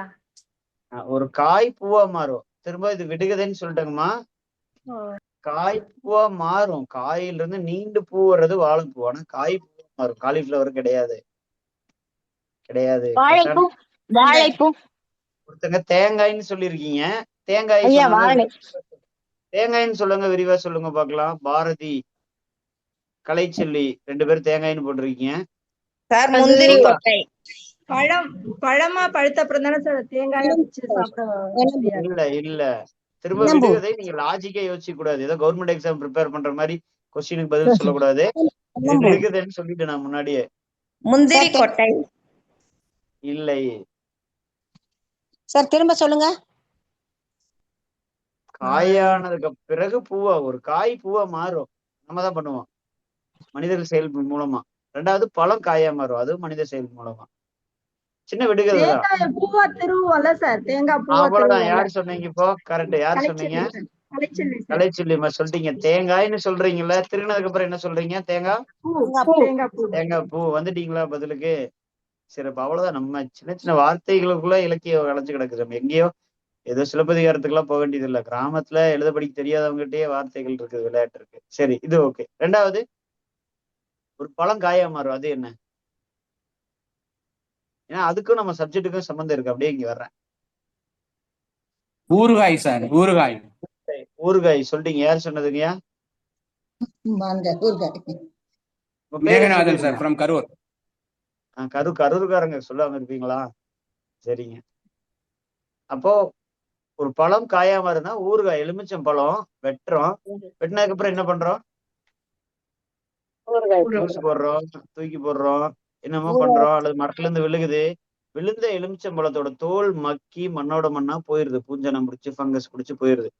ஆனா நீங்க அந்த ஜாடிக்குள்ள போட்டு வச்ச எலுமிச்சம் பழம் மக்கறது கிடையாது, அப்படியே இருக்குது. அதுதான் தமிழ்ல ஊறிய காய், ஊறும் காய், ஊறுகின்ற காய். 3 காலத்தையும் சொல்ற வார்த்தைன்னு படிச்சிருப்பீங்க.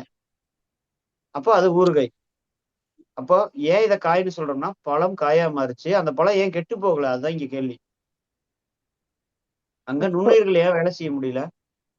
உப்பு போட்டு வச்சுட்டு. அப்பதான் இங்க வர்றீங்க. அங்க உப்பு போட்டு வச்சனால அந்த எலுமிச்சம்பழம் கெட்டு போகல, அப்படியே இருந்துச்சு சொல்லுவாங்க. தாத்தா இறந்து போனார், இயற்கை எய்தினார். இயற்கை எய்துனா பஞ்சபூதத்துல கலக்கிறது. அந்த எலுமிச்சம்பழம் இயற்கையா கலக்காததுக்கு காரணம் அந்த உப்பு. அப்ப நம்ம நிலத்துல யூரியாங்கிற பேர்ல பயன்படுத்துறாங்கல்ல. நிறைய பேர் வீட்டு தோட்டத்துக்கு என்ன பண்ணுவாங்க? கவர்மெண்ட்ல கிடைக்குது, கொஞ்சம் யூரியா வாங்கி போட்டுருவீங்க. அப்போ யூரியா என்ன பண்ணுதுன்னு நமக்கு தெரியணும் டெக்னிக்கலா. அதெல்லாம் 46% என்னன்னு போட்டிருப்பாங்க. எழுதிக்கோங்க. யூரியான்னு எழுதிக்கோங்க. அதுல 46% என் அப்படின்னா 100 கிலோக்கு 46 கிலோ நைட்ரஜன் இருக்கும். அதுல 100 கிலோ யூரியா போட்டிருக்கீங்கன்னா அதுல 46 கிலோ நைட்ரஜன் இருக்கும். மீதி 54 கிலோ என்னன்னா உப்பு தான். அது எந்த கெமிக்கலும் கிடையாது. சாதாரணமா நம்ம சாப்பிட்ற கல்லுப்பு தான். வேற எந்த கெமிக்கலும் கிடையாது. 54% உப்புங்கிறது. நம்ம ஏன் யூரியா வேண்டாங்கிறோம் அப்படின்னா, திரும்ப சயின்டிபிக்காவே இதோட ஹிஸ்டரி படிச்சீங்கன்னா ரொம்ப பெருசா போகும். 2ஆம் உலக போர்ல மிச்சமான ரசாயனங்கள் அப்படி இப்படின்னு அது ஒரு பெரிய ஹிஸ்டரியா இருக்கும். அப்போ அதை நீங்க இங்க விவசாயத்துக்கு மாத்தி கொண்டு வந்தாங்க. இது ஒரு பெரிய ஹிஸ்டரி. அதை நம்ம சுருக்கமா ஸ்கிப் பண்ணி போய்க்கலாம் அடுத்தது. அப்ப இதுல அந்த நைட்ரஜனை மட்டும் பிரிச்சு நிலத்துக்கு கொண்டு வரும்போது நைட்ரஜன் கலந்துருச்சு எல்லா இடத்துலயும், நிலத்துக்கு போய் சேர்த்த முடியல. அப்ப அதுக்கான ஒரு ஹோல்டிங் மெட்டீரியல், கேரியிங் மெட்டீரியலா தான் உப்பை சேர்த்தாங்க. அப்ப அந்த 54 கிலோ உப்பு என்ன பண்ணுதுன்னா மண்ணுல சேர்ந்ததுக்கு அப்புறம் நீங்க நைட்ரஜன் என்னன்னு படிச்சிருப்பீங்க. அந்த நைட்ரஜன் அப்படியே செடியோட வேர் எடுத்துக்காது, இதை நைட்ரேட்டாவும் நைட்ரைட்டாவும் மாத்தணும். அப்படிங்கிறத நைட்ரேட்டாவும் நைட்ரைட்டாவும் மாத்துறது யாருன்னா மண்ணில் இருக்கக்கூடிய நுண்ணுயிர்கள் தான் அதை சாப்பிட்டு செடியோட வேர் எடுத்துக்கூடிய வடிவத்துல மாத்தும். ஆனா மீதி இருக்கக்கூடிய 54% உப்பு அந்த மண்ணை கெடுக்குது. நீங்க எல்லாரும் இந்த வீடியோ முடிச்சோன்னா நாளைக்கு ஒரு எக்ஸ்பிளைன் பண்ணி பார்த்துட்டு அந்த குரூப்ல செய்தி போடணும். நீங்க எல்லாருமே ஒரு எக்ஸ்பிளைன் பண்ணணும், நோட் பண்ணிக்கோங்க. வீட்டு தோட்டத்துல இருக்கிற மண்புழு ஒண்ணு எடுத்துக்கோங்க கையில, கொஞ்சம் சமையல் பொடி உப்பு எடுத்துக்கோங்க, இன்னொரு பக்கம் ஒரு சின்ன மக்ல தண்ணி எடுத்துக்கோங்க. இந்த 3 பொருள் எடுத்துக்கோங்க. அந்த மண்புழு மேல சமையல் உப்பு அப்படியே லேசா தூவி விட்டு பாருங்க. மண்புழு மேல சமையல் உப்பை அப்படியே லேசா தூவி விடுங்க. இந்த மண்புழு என்ன ஆகும் நினைக்கிறீங்க? உருண்டை செத்து போகும். உருண்டு துடி துடிச்சு செத்து போயிடும் அப்படியே. அப்ப காரணம் அந்த உப்பு டீஹைட்ரேட் பண்ணும். உப்பு டீஹைட்ரேட் பண்ணி அதுல இருக்கக்கூடிய நீரை மொத்தத்தையும் வாங்கிடும், அதை உயிரிழக்க வச்சிடும். அது மண்புழுக்கு மட்டும் இல்ல, மண்ணில் இருக்கக்கூடிய கொரோனா கொடி நுண்ணுயிர்களுக்கும் அதே நிலைமை தான். அப்போ இந்த நிலைமையில தான் அந்த யூரியா வேண்டாம் உப்பு வேண்டாங்கிறோம். அப்போ மண்ணில் எலுமிச்சம்பழம் மட்டும் கிடையாது, ஒரு கருவாடு மட்டும் கிடையாது, உப்பு கட்டை மட்டும் கிடையாது, எங்கெங்கெல்லாம் உப்பு படிச்சோ அங்க உயிர் பெருக்கம், நுண்ணுயிர் பெருக்கம் இருக்காது. அதனாலதான் நம்ம யூரியா வேண்டாம்னு சொல்றதுக்கான முக்கியமான காரணம். சரிங்க, திரும்ப இந்த விடுகதையில இருந்து இங்க மண் வளத்துக்கு வந்துடலாம். மண் வளத்துல 3 தன்மை சொன்னோம். அதுல பௌதிகத்தன்மை, physical property of the soil அப்படிங்கிறது மண்ணு லூஸா இருக்கிறது, அவ்வளவுதான். அதனால ஒவ்வொரு தடவை கொத்தர விதைக்கிறதுக்கு முன்னாடி மண்ணை கொத்தி விடுறோம், உழவு ஓட்டுறாங்க. பௌதிகத்தன்மைங்கிறது மண்ணை லூஸா வச்சுக்கிறது, மண்ணை பொலபொலப்பா வச்சுக்கிறது ஒண்ணு. 2வது பயாலஜிக்கல் ப்ராப்பர்ட்டி ஆஃப் உப்பு மண்ணா இருக்குங்க ஐயா, தண்ணி உப்பு தண்ணியா இருக்கு, மண்ணும் உப்பு மண்ணாவே இருக்கு. அதுல என்ன சார் விளையும்? அது பேசலாமா, அது தனியா பேசலாம். பொதுவான விஷயங்கள் சொல்லிடலாமா? சரிங்க சரிங்க. பொதுவான விஷயங்கள் பேசினதுக்கு அப்புறம் மண்ணோட உப்புத்தன்மை எப்படி கம்மி பண்ணலாம், உப்புன்னா அதை டிடிஎஸ் டெஸ்ட் பண்ணி பார்க்கணும். ஃபர்ஸ்ட் எவ்வளவு டிடிஎஸ் லெவல் இருக்குன்னு பார்க்கணும். அதெல்லாம் பார்த்துட்டு அதை தெரிஞ்சுட்டு அதுக்கேற்ற பயிரை தேர்ந்தெடுக்கணும். இதெல்லாம் நம்ம பேசலாமா? சரி. இப்ப ஏன்னா எல்லாத்துக்கும் பொதுவானதை பேசிட்டோம்னா நம்ம கேள்வி பதில கூட அடுத்து தொடர்ந்துக்கலாம். அடுத்தது மண்ணோட உயிர்த்தன்மை பயாலஜிக்கல் ப்ராப்பர்ட்டி அப்படிங்கிறது மண்ணில என்னென்ன வகையான உயிர்கள் இருக்கு? 2 வகை. ஒண்ணு கண்ணுக்கு தெரிஞ்ச உயிர்கள், கண்ணுக்கு தெரியாத உயிர்கள். ஏன்னா இது அத்தனையுமே சாப்பிட்டு செரிச்சு செடிக்கு தேவையான நியூட்ரியன்ஸை கொடுக்கும், சத்துக்களை கொடுக்கக்கூடியதா இருக்கு. அப்ப கண்ணுக்கு தெரிஞ்ச உயிர்கள் என்னென்ன, கண்ணுக்கு தெரியாத உயிர்கள் என்ன? கண்ணுக்கு தெரிஞ்சதுன்னா மண்புழு, கரையான், ஒரு சில வண்டு வகைகள், இந்த மாதிரி இருக்கிறது எல்லாமே கண்ணுக்கு தெரிஞ்சு மண்ணுக்குள்ள நல்லது பண்றக்கூடியது. 2வது கண்ணுக்கு தெரியாம இருக்கக்கூடியது பூஞ்சானங்களும் பாக்டீரியாக்களும் மண்ணுக்குள்ள ஒரு உயிர் சுழற்சி நடந்துட்டே இருக்குது. இதெல்லாம் சேர்ந்துதான் மண்ணை ஒரு உயிர் கண்டமா வச்சிருக்கு. அதுல வளர்ற பயிர் சுவையாவும் ஆரோக்கியமிக்கதாகவும் சத்தாவும் இருக்கும் இயற்கையில. சரி, அப்போ அந்த நுண்ணுயிர்கள்னு சொல்றோம். மண்புழுனா பார்த்திருப்போம், புரிஞ்சிருவோம். கரையான்னா புரிஞ்சிருவோம். அந்த நுண்ணுயிர்கள் அப்படின்னா அதை பத்தி விரிவா புரிஞ்சுக்கணும் அப்படின்னா ஒருத்தங்க கூட ஒரு அம்மா கூட கேட்டாங்க, செடி சத்தை எடுத்துக்க முடியல என்ன பண்றது அப்படின்னு. இப்ப இதுக்கு ஒரு ஆய்வு பண்ணி பார்த்திருக்காங்க. ஒரு பச்சை செடி எடுத்து வேரெல்லாம் கழுவிட்டு எடுத்து எடை போட்டு பாக்குறாங்க. 100 கிராம் இருக்கு சரியா கணக்கு. அதை துண்டு துண்டா வெட்டி வெயில காய போட்டாச்சு ஒரு வாரம். என்ன ஆகும்னு நினைக்கிறீங்க? எவ்வளவு அளவு குறையும்? எத்தனை கிராம் இருக்கும் சொல்லலாம்? அதாவது 100 கிராம் இருக்கக்கூடிய செடியை, பச்சை செடியை துண்டு துண்டா வெட்டி நிழல்ல காய போட்டாச்சு ஒரு வாரத்துக்கு. எவ்வளவு இருக்கும்? ஒரு 20 to 30 கிராம். சரியா சொல்றீங்க. நெருக்கி. ஏன் 20 to 30 கிராம்னா எல்லா உயிர்களையும் நீரோட அளவு 60-70%. அப்ப நீர் காஞ்சு ஆவியா போயிடும், மிச்சம் மட்டும் இருக்கும். அவ்வளவுதான். ரொம்ப எளிமையா புரிஞ்சு சொல்லிட்டீங்க. பரவாயில்ல, பள்ளிக்கூடத்துல படிச்சதெல்லாம் ஞாபகம் வச்சிருக்கீங்க. சரி, அதை எரிச்சுட்டோம், சாம்பலா எரிச்சாச்சு, எரிச்சு சாம்பலா மாத்தியாச்சு. இப்ப அந்த சாம்பல் எடுத்து எடை போட்டா சதவீதம் எவ்வளவு இருக்குன்னா ஒரு 2 to 5 கிராம் இருக்கும். அவ்வளவுதான். இவ்வளவுதான் ஒரு தாவரம் வெளியிலிருந்து எடுத்துக்கிட்ட கறி, காத்துல இருந்தோ மண்ணுல இருந்தோ எடுத்துக்கிட்ட கார்பனோட அளவு இவ்வளவுதான். இது திருப்பி கொடுத்துருது. நீங்க ஒரு எரிச்சா மட்டும் கருப்பா மாறுறது கிடையாது, ஒரு செடி மக்குனாலும் கருப்பு, ஒரு இலை மக்குனாலும் கருப்பு, ஒரு கால்நடை கழிவு ஆட்டு புழுக்கையோ மாட்டு சாணமோ மக்குனாலும் கருப்பு, ஒரு பறவை செத்து மண்ணில் விழுந்தாலும் கருப்பா தான் மாறுது. எந்த ஒரு உயிர்களும் உயிரிழக்கும் போது அல்லது உயிரோட கழிவுகளும் இறுதியா கருப்பா மாறி மண்ணில் கலக்குது. ஏன்?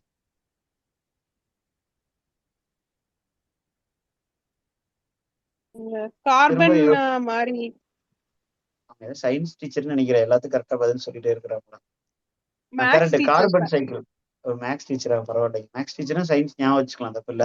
சரிங்க, அப்போ கரிம சுழற்சி அவ்வளவுதான். நம்ம பள்ளிக்கூடங்களை படிச்ச கரிம சுழற்சி கார்பன் சைக்கிள்ங்கிறது எல்லா உயிர்களும் வெளியில இருந்து ஏதோ ஒரு வகையில கரியை எடுத்துக்கிட்டே இருக்கு. அது உயிரிழக்கும் போது திரும்ப கரியை கொடுத்துருது திருப்பி. இதுதான் நம்ம படிச்ச கார்பன் சைக்கிள் அப்படிங்கிற அந்த கரிம சுழற்சி நடந்துகிட்டே இருக்குது, தொடர்ச்சியா நடந்துட்டே இருக்குது. அதனாலதான் எந்த உயிரும் இழக்கும் போது கருப்பா மாறுது. இப்போ மண்ணுல கருப்பு கரியோட பண்பு என்ன? கரியோட தன்மை, ஒரு பச்சை இலை வழுக்குது, மண்டை விழுகுது, தூள் தூளா போகுது, கருப்பா மக்கி தூளா போயிடுது மக்கி. ஆனா அதோட இறுதி நிறம் கருப்பா தான் இருக்கு எப்பவுமே. இப்ப கறிக்கே இருக்கிற தன்மை கார்பனோட கேரக்டர்னு படிச்சிருக்கோம். இப்ப இதை திரும்ப படிக்கணும். நம்ம அன்றாட பழக்க வழக்கங்கள்ல இருக்கிற ஒரு முறை, ஒரு உறவினர்கள் வீட்டுக்கு என்ன பலகாரமோ அல்லது இறைச்சியோ சமைச்சு ஒரு பையில கொடுத்து விடுறாங்கன்னு வச்சுக்கோங்க. அதுல ஒரு பீஸ் போட்டு விடுவாங்க. என்ன போட்டு கொடுப்பாங்க? கறித்துண்டு, அடுப்பு கறி போட்டு விடுவாங்க. ஏன், என்னன்னு சொல்லி போட்டு கொடுத்தாங்கம்மா? ஏன் போட்டு கொடுத்தாங்க? சொல்ல ஒரு சிலர் மியூட்லயே பேசுறீங்க. பேசுறவங்க அன்மியூட் பண்ணிட்டு சொல்லாங்கம்மா. காத்து கருப்பு நெகட்டிவ் எனர்ஜி அப்சர்வ் ஆமா, காத்து கருப்புன்னு சொல்லுவாங்க ஐயா. ஆமா, நெகட்டிவ் எனர்ஜி நம்ம கொண்டு போற 1/4 கிலோ கறிக்கும் 1/2 கிலோ மிச்சருக்கும் சுடுகாட்டுல இருந்து காத்தும் கருப்பும் பேய் வந்து பிடிக்கிட்டு போக போகுதுங்களா? அப்படின்னு சொல்லுவாங்க. ஏன்னா இல்ல நான் பேச ஆரம்பிச்சிட்டேன். கேள்வி இல்ல நான் பேச ஆரம்பிச்சிட்டாங்கம்மா. கேள்வி கேட்கல. இப்போ என்னன்னா, இப்ப இருக்கிற மாதிரி கிடையாது. அந்த காலத்துல பயணம் பாதுகாப்பா இருக்காது. நீங்க ஒரு உணவை எடுத்துட்டு போறீங்கன்னா உணவுச் சங்கிலியில அந்த வாசனையை மோந்து பார்த்து அதை உணவா சாப்பிடக்கூடிய உயிர்கள் வந்து உங்களோட பயணத்துல உங்களுக்கு பிரச்சனை ஏற்படுத்தும். நாயோ நரியோ ஏதோ ஒரு உயிர் பிடிச்சிக்கலாம். இப்போ நீங்க பாதுகாப்பா போய் சேரணும்னா அந்த வாசனையை வெளியில விடக்கூடாது. அதுக்குதான் கறித்துண்டை போடுற பழக்கம் வச்சு. கறித்துண்டு அந்த வாசனையை பிடிச்சு வச்சுக்கோ, ரொம்ப தூரம் போகாது, பயணம் பாதுகாப்பு. 2வது, கோழி வளர்த்தவங்க, கோழி வளர்த்துருந்தீங்கன்னா தெரியும். கோழி வளர்ப்புல ஒரு முட்டையெல்லாம் போட்டு அடை வச்சதுக்கு அப்புறம் அதுல கறித்துண்டு போட்டு வச்சிருவாங்க. ஏன்னா அந்த எச்ச வாசனையோ இறைச்சி வாசனையோ ரொம்ப தூரம் போகக்கூடாது. அதுக்கு தொந்தரவு ஏற்படுத்தக்கூடிய உயிர்கள் எதுவும் வராது, பொதுவா பூச்சி வராதுன்னு சொல்லுவாங்க. அப்போ அது ஒரு பங்கு செலுத்திட்டே இருக்குது. அப்ப இயல்பாவே கறி அப்படிங்கிறது காத்தையோ ஈரப்பதத்தையோ பிடிச்சு வச்சுக்கூடிய தன்மை இருக்கக்கூடிய ஒரு பொருள், அவ்வளவுதான், சிம்பிளா. அதான் கார்பன். இப்பெல்லாம் வீட்டுல இருக்கிற ஃப்ரிட்ஜ் ரொம்ப வாசம் அடிச்சதுன்னா சார்கோல் வாங்குறாங்க.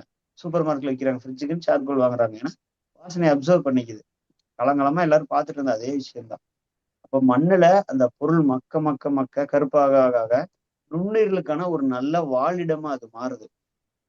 நல்ல ஒரு மீடியமா இருக்குது அந்த கறிங்கிறது. அதுதான் மண் வளத்துக்கு ரொம்ப அடிப்படை.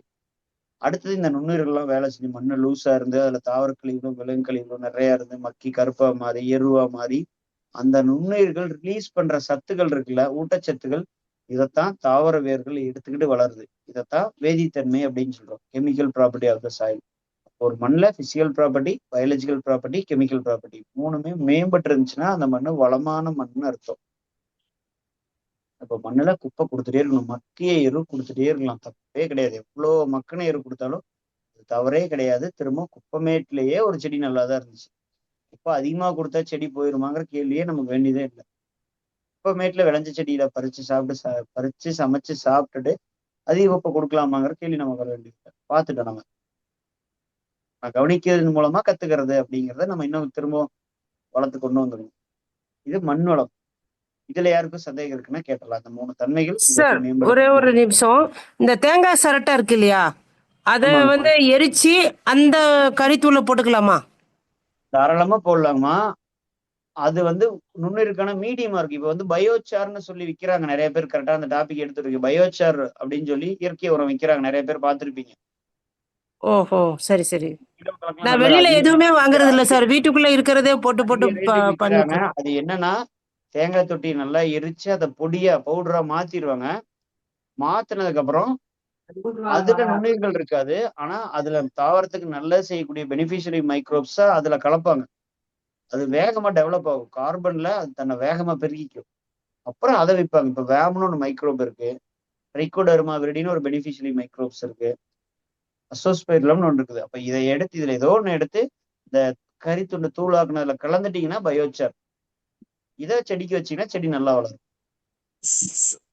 கொள்ளையெல்லாம் கூட்டு குப்பைன்னு ஒரு சொல்லி நுண்ணுயிர் வேணும். கறி வந்து மீடியமா மட்டும்தான் இருக்கும். அதுக்கான ஒரு நுண்ணுயிர் ஊட்டுக்கு வேணும். ஒரு பால் தயிரா மாறணும்னா பால் மட்டும் போதாது, ஒரு தயிர் கொஞ்சம் வேணும்ல. இந்த மாதிரி உங்களுக்கு மைக்ரோப்ஸ்க்கான சோர்ஸ் ஏதோ ஒன்று சேர்க்கணும். அதுல இயல்பாவே மண்ணிலேயே இருக்கும். நமக்கு ரொம்ப மக்கி போன குப்பை இருக்கிற மண்ணிலேயே அது இருக்கும். ஐயா சார் வாழ்க வளமுடன் ஐயா. ஐயா இந்த போரான் ஒரு இது இருக்கு இல்லைங்களா, மருந்து போரான். ஆமாங்கம்மா. அது அந்த கொட்டாஞ்சி சரட்டை அது எரிச்சு அதை கலந்து செடியில வைக்கலாங்களா ஐயா? நம்ம போரான் சத்துக்கு அது பண்ண வேண்டியது இல்லைங்கம்மா. ஒரு பயிர்ல பூ பிஞ்சு நல்லா செழிப்பா வர்றதுக்கும் உதிராம இருக்கிறதுக்கும் போரான் சத்துங்கிறது முக்கியமானது. ஒரு தாவரத்துக்கு தேவையான பேரூட்டச்சத்துக்கள் என்பிகே அப்படிம்பாங்க, நைட்ரஜன் பாஸ்பரஸ் பொட்டாசியம். அடுத்தது நுண்ணூட்டச்சத்துக்கள் 16. அதுல ஒண்ணுதான் போரான் அப்படிங்கிறது. போரான் இயல்பாவே மண்ணில் இருக்கும், நிறைய இடங்கள்ல இருக்கும், ஒரு சில இடங்கள்ல இருக்காது.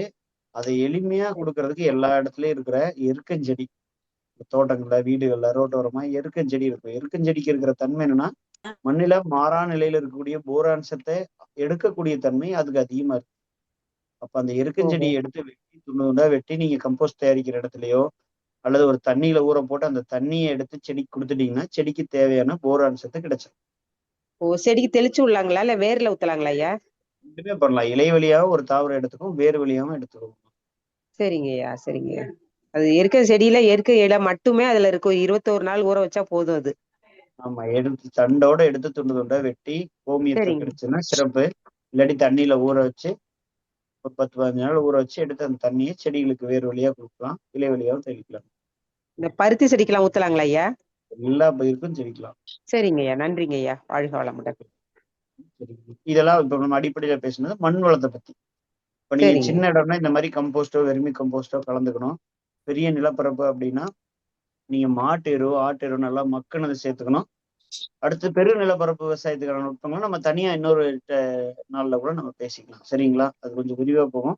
அந்த டாபிக் பேசிங்கன்னா பெரும்பான்மை வீட்டு தோட்டம் பண்றவங்களுக்கு ஏதோ வேற சேனல் மாத்துற மாதிரி இருக்கும் திடீர்னு. அதனால இப்ப வீட்டு தோட்டம் சார்ந்து மட்டும் நம்ம பேசிக்கலாம். சரிங்க. அடுத்தது விதைகள். முதல்ல மண் வளத்தை பத்தி பேசிட்டோம். இது வீட்டு தோட்டத்தை வீட்டுல இருக்கக்கூடிய கழிவுகளை எப்படி எருவா மாத்துறது, கம்போஸ்ட் பண்றது அப்படிங்கறத மட்டும் சுருக்கமா பேசிக்கலாம். ஒரு ட்ரம் தனியா வச்சுக்கோங்க. அதுக்குன்னு ஒரு ட்ரம், ஒரு உயரம் கம்மியா இருக்கிற ஒரு 2 அல்லது 3 அடி உயரத்துல, 3 அடிக்கு மேல கம்போஸ்ட் ட்ரம் எடுக்க வேண்டாம், உயரமா இருக்கு எடுத்துக்கோங்க. அதே போல ஒரு 3 அடிக்கு கொஞ்சம் உயரம் அதிகமா இருக்கிற பிவிசி பைப்பு, ஒரு 2 இன்ச் பைப் இருக்கிற மாதிரி பழைய பைப் 2-4 ஒரு பழைய பைப் எடுத்துட்டீங்கன்னா அதுல புல்லாங்குழலுக்கு எப்படி வரிசையா ஓட்டையா இருக்கும், அந்த மாதிரி ரேண்டமா நிறைய இடத்துல துளைகள் போட்டுருக்கு. இந்த மாதிரி நிறைய துளைகள் போட்டிருக்கு. ரேண்டமா நிறைய துளைகள் போட்டுட்டு அத ட்ரம்மோட சென்டர்ல வச்சிருங்க. சிலிண்ட்ரிக்கலா இருக்கக்கூடிய ட்ரம்ல சென்டர்ல அந்த பைப்பை வச்சுட்டு பைப்போட வெளிப்புறத்துக்கும் ட்ரம்முக்கும் சுத்தியும் வீட்டு கழிவுகளை போட்டுட்டே வரும். அந்த பைப்புக்குள்ள எம்டியா வச்சிருக்கணும் எப்பவுமே. ஏன்னா ஒரு தாவர கழிவை நுண்ணுயிர் சாப்பிட்டு செரிச்சு மக்க வைக்கணும்னா அங்க ஈரப்பதமும் காற்றோட்டமும் நிழல் இந்த 3 இருக்கிற இடத்துல நுண்ணுயிர்கள் வேகமா வேலை செய்யும். நம்ம பள்ளிக்கூடத்துல இருந்து படிச்சிருப்போம். நுண்ணுயிர்கள 2 வகை இருக்கு. மைக்ரோப்ஸ்ல 2 டைப் இருக்கு. காற்று இருக்கிற இடத்துல வேலை செய்யக்கூடிய நுண்ணுயிர், காற்று இல்லாத இடத்துல வேலை செய்யக்கூடிய நுண்ணுயிர். யாரோ அன்மியூட்ல இருக்கீங்கன்னு நினைக்கிறேன், சவுண்ட் கேட்குதுங்க. காற்று இருக்கக்கூடிய இடத்துல வேலை செய்யக்கூடிய நுண்ணுயிர், காற்று இல்லாத இடத்துல வேலை செய்யக்கூடிய நுண்ணுயிர். அதாவது ஏரோபிக் மைக்ரோப், அனரோபிக் மைக்ரோப்னு பள்ளிக்கூடத்துல படிச்சிருப்போம். அப்ப இங்க நம்ம தாவர கழிவுகள் விலங்கு கழிவுகளை மக்க வச்சு கம்போஸ்டா மாத்துறது பெரும்பான்மை ஏரோபிக், காத்து இருக்க இடத்துல வேலை செய்யறது. ட்ரம்முக்கு நடுவுல எதுக்காக பைப் வச்சோம்னா உள்ள இருக்கக்கூடிய ஹீட் வெளியேறும், காற்றோட்டம் இருக்கும், இப்ப சீக்கிரமா ஏறுவோம். ஏன் 3 அடிக்கு மேல வைக்க வேண்டாம்னா 3 அடிக்கு மேல போயிடுச்சுன்னா கீழே இருக்கிற லேயருக்கு காத்து சுத்தமா கிடைக்காது. மேக்சிமம் 2 அடி வச்சிட்டீங்கன்னா இன்னும் சிறப்பு. பக்கெட்டே பெயிண்ட் பக்கெட்டே 2 அடிக்கு இருக்கிறத எடுத்து வச்சுட்டு நடுவுல பைப் வச்சுட்டு அதை சுத்தி மட்டும் வீட்டு கழிவுகளை போட்டே வாங்க. எத்தனை இன்ச்சு பைப்புங்க ஐயா? நீங்க ட்ரம் எவ்வளவு எடுக்கிறீங்களோ அதுக்குள்ள கொஞ்சம் உள்ள காத்தோட்டம் இருக்கிற மாதிரி. நீங்க 3/4 இன்ச் எடுத்தாலும் ஓகே தான், காத்து போகணும் அவ்வளவுதான். உள்ளுக்குள்ள ஹாலோவா இருக்கணும். இப்போ ஏன் பைப் வைக்கணும்னா அடைக்காது, அது உள்ள வரைக்கும் காத்து கீழே வரைக்கும் போகும். இதுவே நீங்க ஒரு 2 அடி டயா இருக்கிற ஒரு ட்ரம் எடுத்துட்டீங்கன்னா 4-5 பைப் வச்சீங்கன்னா நல்லதுதான். நிறைய காத்து போச்சுன்னா இன்னும் கொஞ்சம் செறிவா வேலை செய்யும். நான் வச்சிருக்கேங்கய்யா. ஒரு ஆமா, 3 அந்த மாதிரி 3 அடிக்கு வச்சிருக்கேன். அதான் சீக்கிரமா மக்க மாட்டேங்குது அதுல. நான் அதை ட்ரம்லயே மட்டும் ஃபுல்லா உங்களுக்கு ஓட்ட அடுத்து போட்டு வச்சிருக்கேன் மேல் பகுதியில மட்டும். அதனால பைப்பை மக்க வச்சிருங்க, மாட்டேங்குது. பைப்பை வச்சிருங்க. ஹோல்ஸா இல்லாம பைப் வச்சிட்டீங்கன்னா கீழே வரைக்கும் காற்றோட்டம் ஆ. போகுமா. ஒண்ணு. ரெண்டாவது, நீங்க வீடுகளுக்கு அருகாமையில கொஞ்சம் மக்குன மாட்டு எருவு தூளா இருக்கும், அதை எடுத்துக்கோங்க.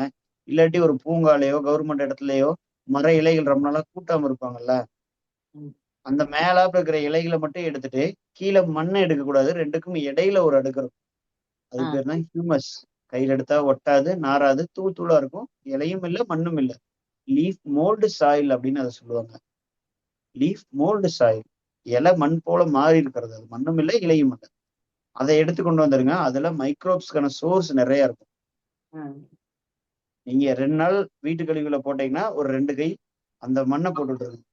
ஏன்னா அது சோர்ஸு, இது சாப்பாடு, சாப்பிட்டு மக்கிரும். நீங்க வெறும் பாலை வச்சுட்டு தயிரா மாறுறதுக்கும் கொஞ்சம் பெரமுறை ஊத்துறதுக்கு வித்தியாசம் இருக்குல்ல, அந்த மாதிரின்னு புரிஞ்சுக்கலாம் சிம்பிளா. இதுல யாருக்கு டவுட் இருக்குங்களா? கம்போஸ்ட் தயாரிக்கிறதுல நிழல்ல இருக்கணும், காற்றோட்டமா இருக்கணும், ஈரப்பதம், தண்ணி தெளிச்சுட்டே இருக்கணுமே தவிர நிறைய தண்ணி ஊற்றக்கூடாது. கம்போஸ்ட் பெட்ல லேசா தெளிச்சுட்டே இருக்கணும். ஒருவேளை வீட்டுல வெட் வேஸ்ட் ஈரமா இருக்கிற கழிவுகள் இருந்துச்சுன்னா நான் சொன்னேன் ஒக்கோபித்த ட்ரையா பண்ணி வச்சிட்டீங்கன்னா போதும். அது கூட இந்த வெட் வேஸ்ட்டை கலந்துட்டீங்கன்னா கொஞ்சம் இந்த ஈரத்தை அது வாங்கிக்கும். இன்னொன்னு, கண்டிப்பா கம்போஸ்ட் பண்ணக்கூடிய இடத்த நீங்க வீட்டுல ஒரு மூலையில கடைசியில வைங்க. அதுல இருந்து கண்டிப்பா ஒரு வகையான நாற்றம் வரும். அந்த நாற்றம் வீட்டுல இருக்கிற எல்லாத்துக்கும் விருப்பமான வாசனையா இருக்காது. உங்களுக்கு வேணும் ஆர்கானிக்கே ரொம்ப முக்கியமானது படலாம். வீட்டுல இருக்கிறவங்களை பொறுத்த வரைக்கும் அது அன்கம்ஃபர்டபுளான ஒரு ஸ்மெல்லு தான். நீங்க ஆர்கானிக் அதுதாங்க பேஸ்ட் கூட இருக்கிறவங்க கூட சண்டை போட்டு இருக்கிறது ஆர்கானிக் கிடையாது. அங்கிருந்தே ஆர்கானிக்கா இருக்கும். அதனால உங்களுக்காக அதுதான் பண்ற புரிய மாதிரி கொஞ்சம் தள்ளி வச்சுக்கோங்க. ரெண்டாவது, பழைய கொசுவலை இருந்துச்சுன்னா அது மேல போட்டு கட்டி வச்சிருங்க.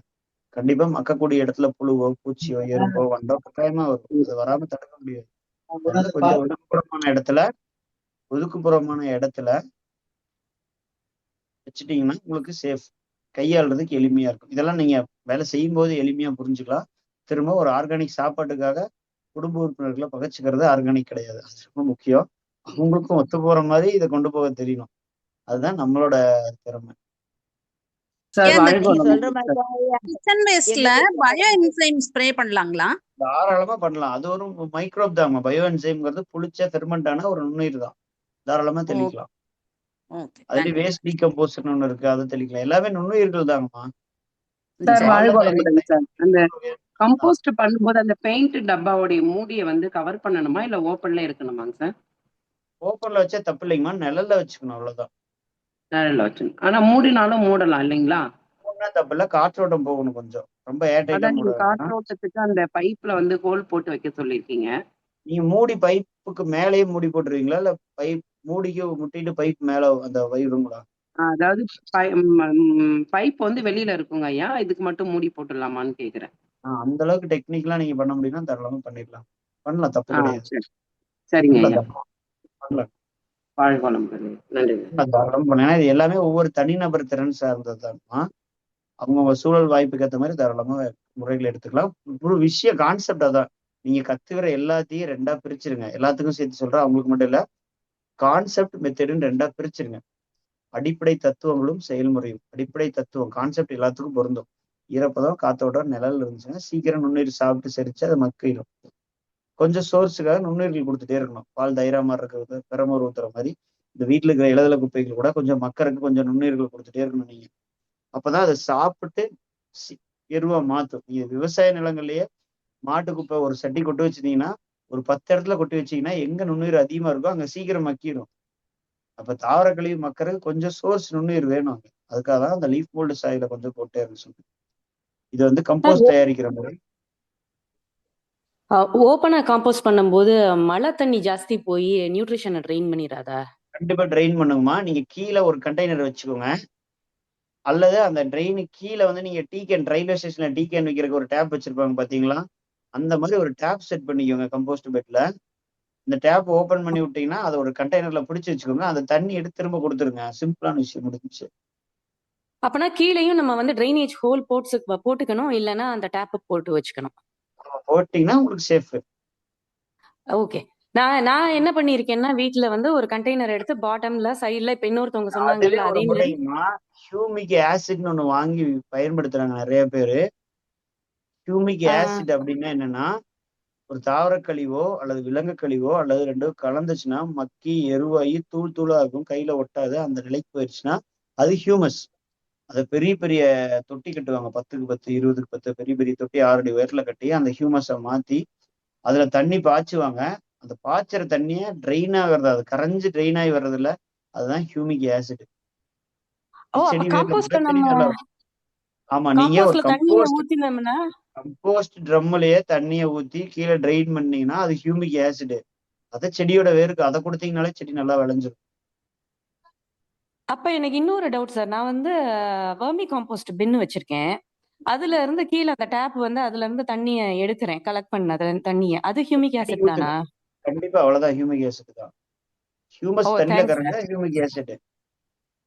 அது ஆனா அனரோபிகா மாதிரி இல்லையா? ஏன்னா சில இதுல யூடியூப் இதுல எல்லாம் பார்த்தோம்னா கூகுள்ல சர்ச் பண்ணோம்னா அது அனரோபிகா மாதிரி அனரோபிக் பாக்டீரியாஸ் இருக்கும், அதனால உடனே அப்படி ஊத்திராதீங்கிறாங்களே அந்த படிச்சு தண்ணிய. நீங்க டைல்யூட் பண்ணி கொடுத்துடலாம், டைல்யூட் பண்ணி கொடுத்துருமா வர்றதை டைல்யூட் ஓகே பண்ணி செடிக்கு கொடுக்கலாம். Okay sir, thank you. கண்டிப்பா.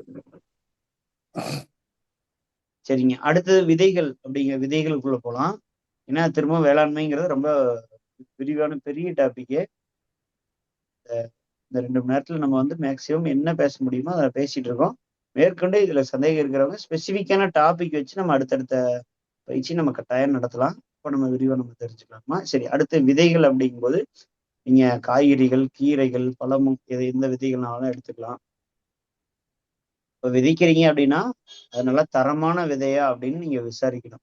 அந்த விதை எடுத்து நீங்க யார்கிட்ட வாங்கினீங்களோ அவங்க எப்படி நீங்க அவங்க பிளான்ட்ல இருந்து அந்த சீட்ஸ் எப்படி கலெக்ட் பண்ணாங்க அதை விசாரிச்சிங்கன்னா தான் இங்க விதைக்கும் போது விளைச்சல். நிறைய பேர் விதை வாங்கிட்டு வந்துடுவாங்க, போட்டு பார்த்தா முளைக்காது, விளைச்சல் வராது, இந்த சிக்கலா இருக்காது. காரணம் தரமான விதைகள் தான். விதைகளை பத்தி பேசும்போது சுருக்கமா விதைனா என்ன, ஏன் அப்படிங்கிறத நம்ம பேசிடலாம். அதுல நாட்டு விதை, ஹைபிரிடு, ஜிஎம்ஓ இந்த 3 வகை தான் இருக்கு பொதுவா.